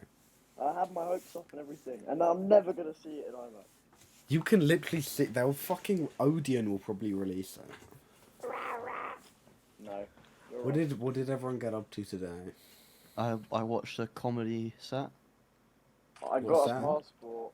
I watched this guy called Joe Para. He's like a Adult Swim guy. Jude told me to come and watch him. What, in person? Yeah, in Soho. Wait, that's so cute. What the fuck? Yeah. That's so lovely. Isn't it? Hey, Hi, Chloe. hi, Slowy. I'm live, by the way. I'm live, Slowy. Why? Exactly. Why? Sorry. I'll leave. It's a bit late. You've been live for 3.5 hours. Is that an issue? 1 a.m. What have you Why been are you streaming? still live? Is that an issue? No, but what are you even Alright. talking about? Okay, fine. I'll do another shot.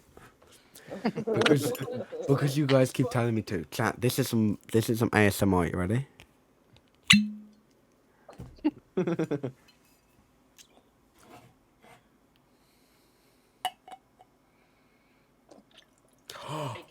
This is not a fucking shot glass.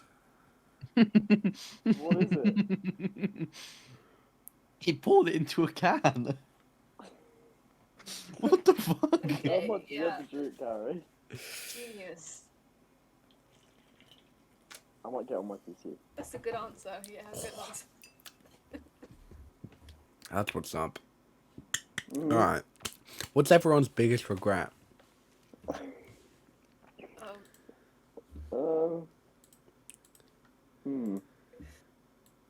What's I don't yours? know. I don't know. Yeah, what's yours, Harry? You start. I I know you have an answer. Oh, this is hard. I think trying to be someone I wasn't. From like year 7 to like year 9.5. I think I. Most people regret year 7. I didn't realise you were being serious. Yeah, I didn't I was think you like, I thought you were going to do a normal thing, just think some like obscure, funny answer. Oh, I regret putting my penis on the screen to a Smosh video. Chat, watch this. No. What? No, No, wait. Put your penis away, boy. Don't do that. No, I'm joking. Oh, I should won't even fucking focus. There we go. Quabby, he fucking Stonebar loves to call me on stream, and then he'll ask me if I'm depressed and if I have some deep rooted anxiety. Projecting. It's okay.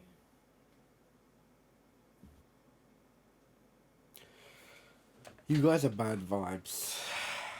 My fault. I'm gonna call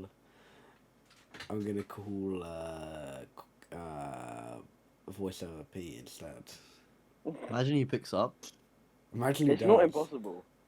Imagine he goes, "Hey, I'm Pete." What does he say? Whoa! Why? I'm gonna call your best friend instead, Scott. Huh? I'm gonna call your best friend, your old boss. What? You do not have any contact to him. Yo, who's ready for the Call Me Carson interview? Harry, I don't have any contact to him. One in chat if you want me to call Me Carson on stream right now. Here you go. I can give you his old Discord. I'm seeing a lot of ones in chat. Alright, I'm gonna call him. I'm gonna call him, guys. Oh no. Bobby, why do you know the numbers off by heart? You What, weird. Minecraft 112789? Alright, Yeah. Alright, I'm calling Call Me Carson. I hope he picks up.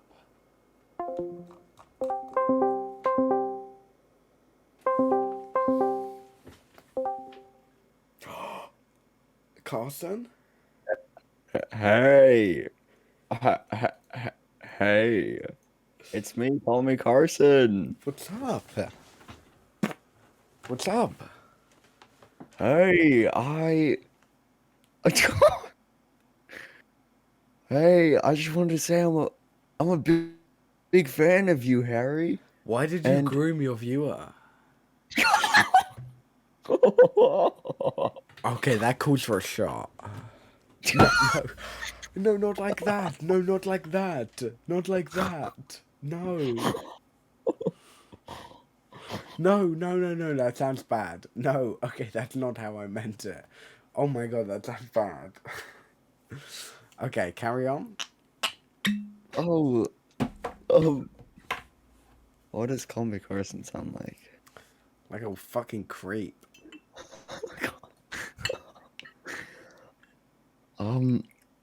Yeah, can you raid my alt account?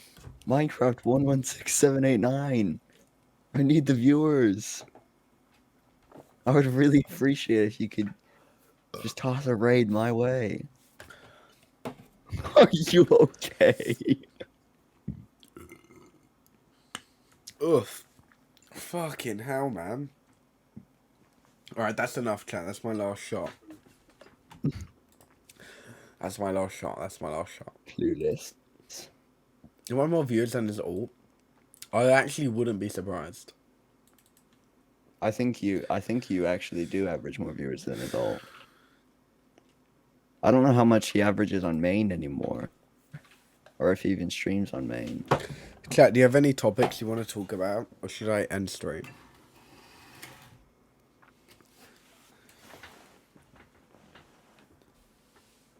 His main is like 300. What the fuck? Stonepar literally owns him. Like, unironically. That's actually true. Talk about edgy humor. I think everyone, to an extent, will go through their phase. I think it's actually very male-oriented, at least, actually. We'll go through a phase where you go through edgy humor. Some will go through a much longer, extreme phase where they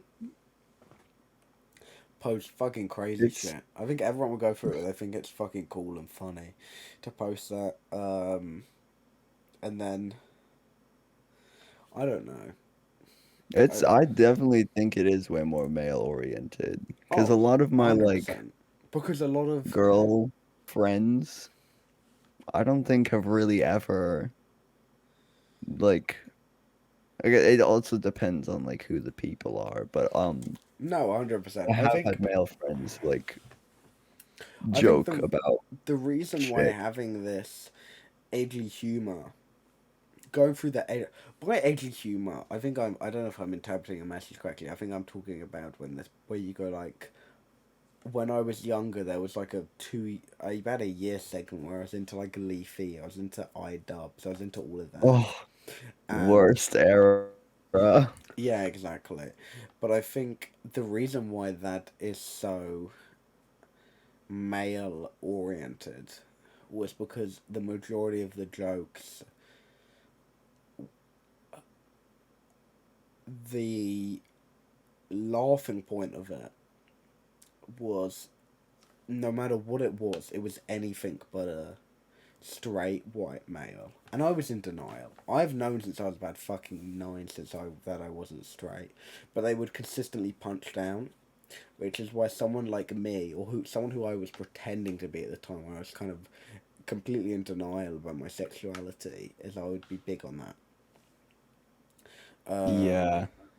And I think there's nothing wrong with having a dark sense of humour. Okay. But I think there's difference between having a dark sense of humour, like an edgy sense of humour, and there's difference between having an edgy sense of humour and being a fucking 14-year-old boy who watches fucking Leafy and iDubbbz, etc. You know what, I think I've had too much to drink, and I think I'm talking about my arse. I think I'm chatting absolute shit. You tell him, Cobby, can you talk? Yeah, well, I agree with you because I mean it also has to do with sorry for getting knowledgeable here. but there is a lot of differences in how men and women are raised, and so the way that men and women interact between like so like but how men interact with other men versus how women interact with other women, and how the differences between how they make friends is actually crazy, because how women often make friends is they will be this is from all my like sociology class, sorry. But a lot of like what like sociologists have like learned is through women often like to it's like talk like drama, or like, you know, tell each other personal shit, you know, Yeah. and men like to not do that. But What's you that? know, What's that Fleabag quote? I don't know. I've never seen Fleabag. I don't know what you just said. Chat, what's that quote from Fleabag? No, I'll find it. I've never watched Fleabag either, but my friend said it to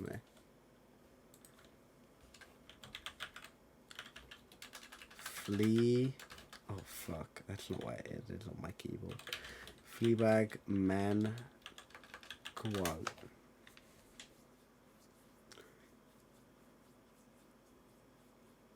Oh, this is it. This is it. This is it.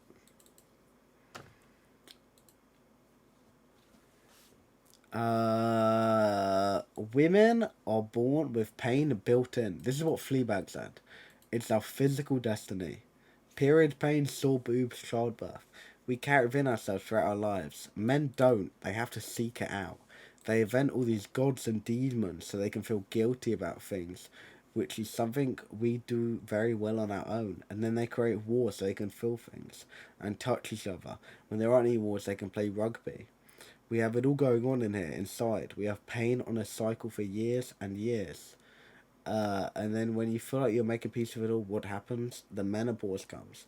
The fucking menopause comes, and it's the most wonderful thing in the world. Yes, your entire pelvic floor crumbles and you get fucking hot and no one cares, but you're free. No longer a slave, no longer a machine with parts of just a person in business. I think I should watch Fleabag, to be honest. I need to watch it so bad, actually. It's on like my watch list of things I need to watch. I keep getting clips of it, and I'm like, this show looks fucking awesome. Yeah, I back it. Shout out anyone in chat watched Fleabag. Chat, shall I end stream? I think I should. Sexual as man and women is such an important key point. Yes, squad be doing myself a bachelor now. It's very good special season 2. I think I should watch I love sociology. Chat, have you guys... Oh, chat. Have you guys watched The Florida Project? I love that film. That's like my favourite film. No, my favourite film is probably After Sun. But I think the only reason I like After Sun is because it got me out of a depressive episode. Oh, I need to watch After Sun. After Sun, like... I hit rock bottom watching After Sun. And then it got me out the other way.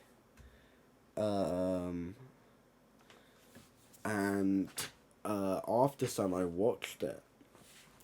And I didn't understand the entire film. I was sitting there in Odeon, Wimbledon, and I did not understand a single fucking thing going on. And then the credits rolled, and I started crying. And I just fucking broke down. And I've never, ever been like that before. And I was fucking sobbing, dude. And I was crying so much, I was still crying by the time the final credit rolled. And the cinema worker came in and asked if I was okay. And I was like, yeah. And then I went to the bus. And I cried all the way on the bus home. But I didn't understand why I was crying. with After Sun. It was so weird. I've never had a film do that to me before. And obviously, after looking into it, I was like, oh, okay, that makes sense, because it hit me on a level I didn't even kind of understand.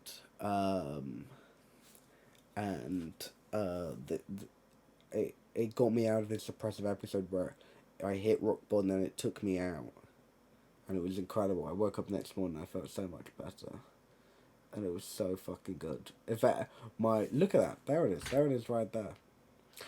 My one piece of advice, watch that film. I think it's incredible. I think it's so incredible. I didn't understand the first time I watched it, but the second time I saw it, the whole thing hit me so hard. Yeah, I'm so scared. That's the film I recommend to everyone. I recommend, I guess, I go watch After Sun. But I'm so scared they won't kind of like get it to an extent. You get what I mean? Chad, you get what I mean? Yeah. I need to watch it so bad.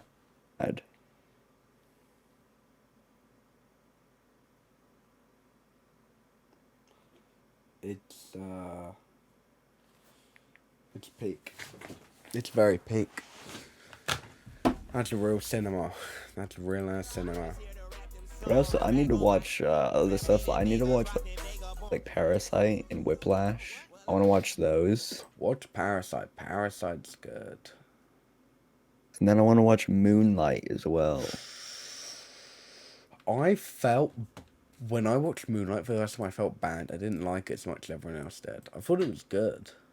But I think everyone had hyped it out so much that I was almost disappointed a bit. I just know, I literally, like, everyone I've ever talked to about Moonlight have been like, it's like actually like one of the best movies ever. And so I need to watch it. But I also need to watch Marcel the Shell. Oh, I love Marcel the Shell. Wait.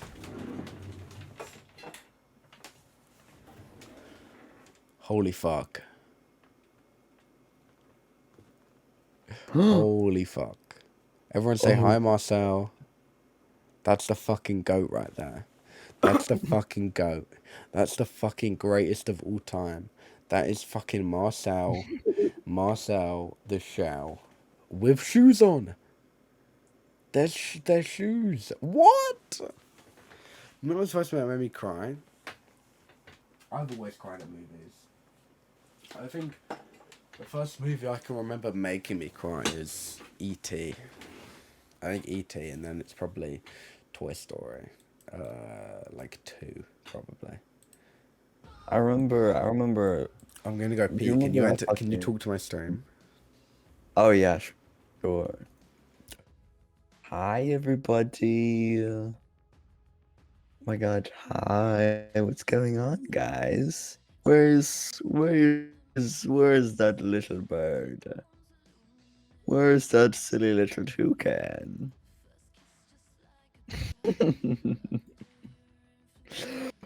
Toucan! Oh my god.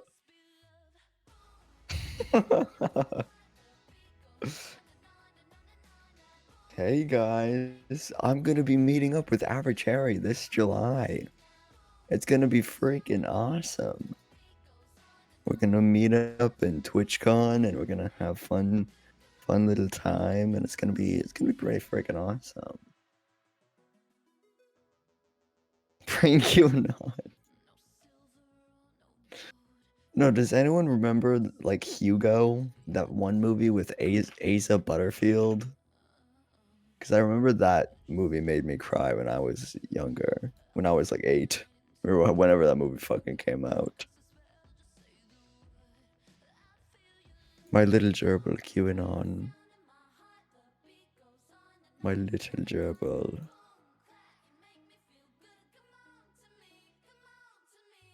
Wait. Dude, Bridge to Terabithia! Oh my god, that movie. Dude, I remember being fucking devastated when whoever the fucking spoilers, but whenever the girl died in Bridge to Terabithia, I was literally devastated. Max? Hello? Oh, sorry, I had the wrong thing open. What's up?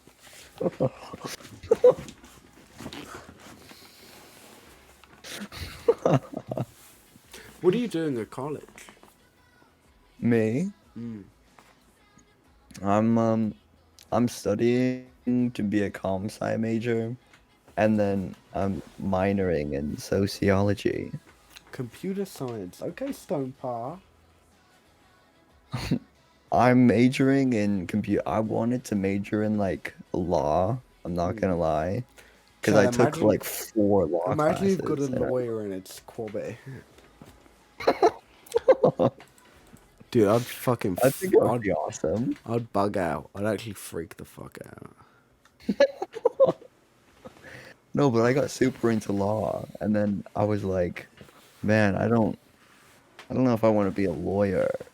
And then I realized if I get a comp sci degree, I could probably work from anywhere. And because I really want to live in England, Why would you want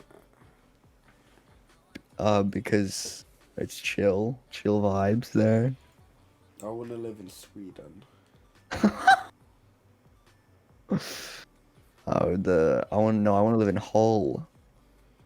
I want to live in England. Why would you want to live in Hull? Yeah, I want to live in Hull. No, Why? where I really want to live is Amsterdam. Really? Yeah, Can you speak Hollandaise? that's why I'm so excited for this summer. Are you going to Amsterdam?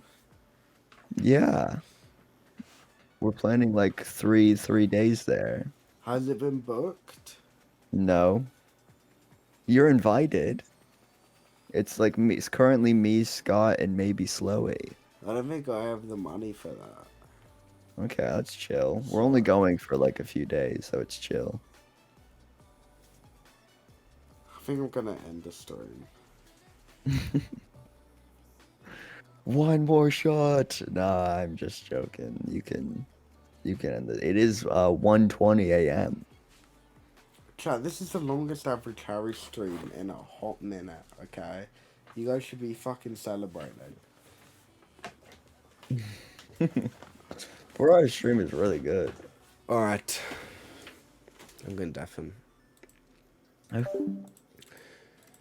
Alright, chat.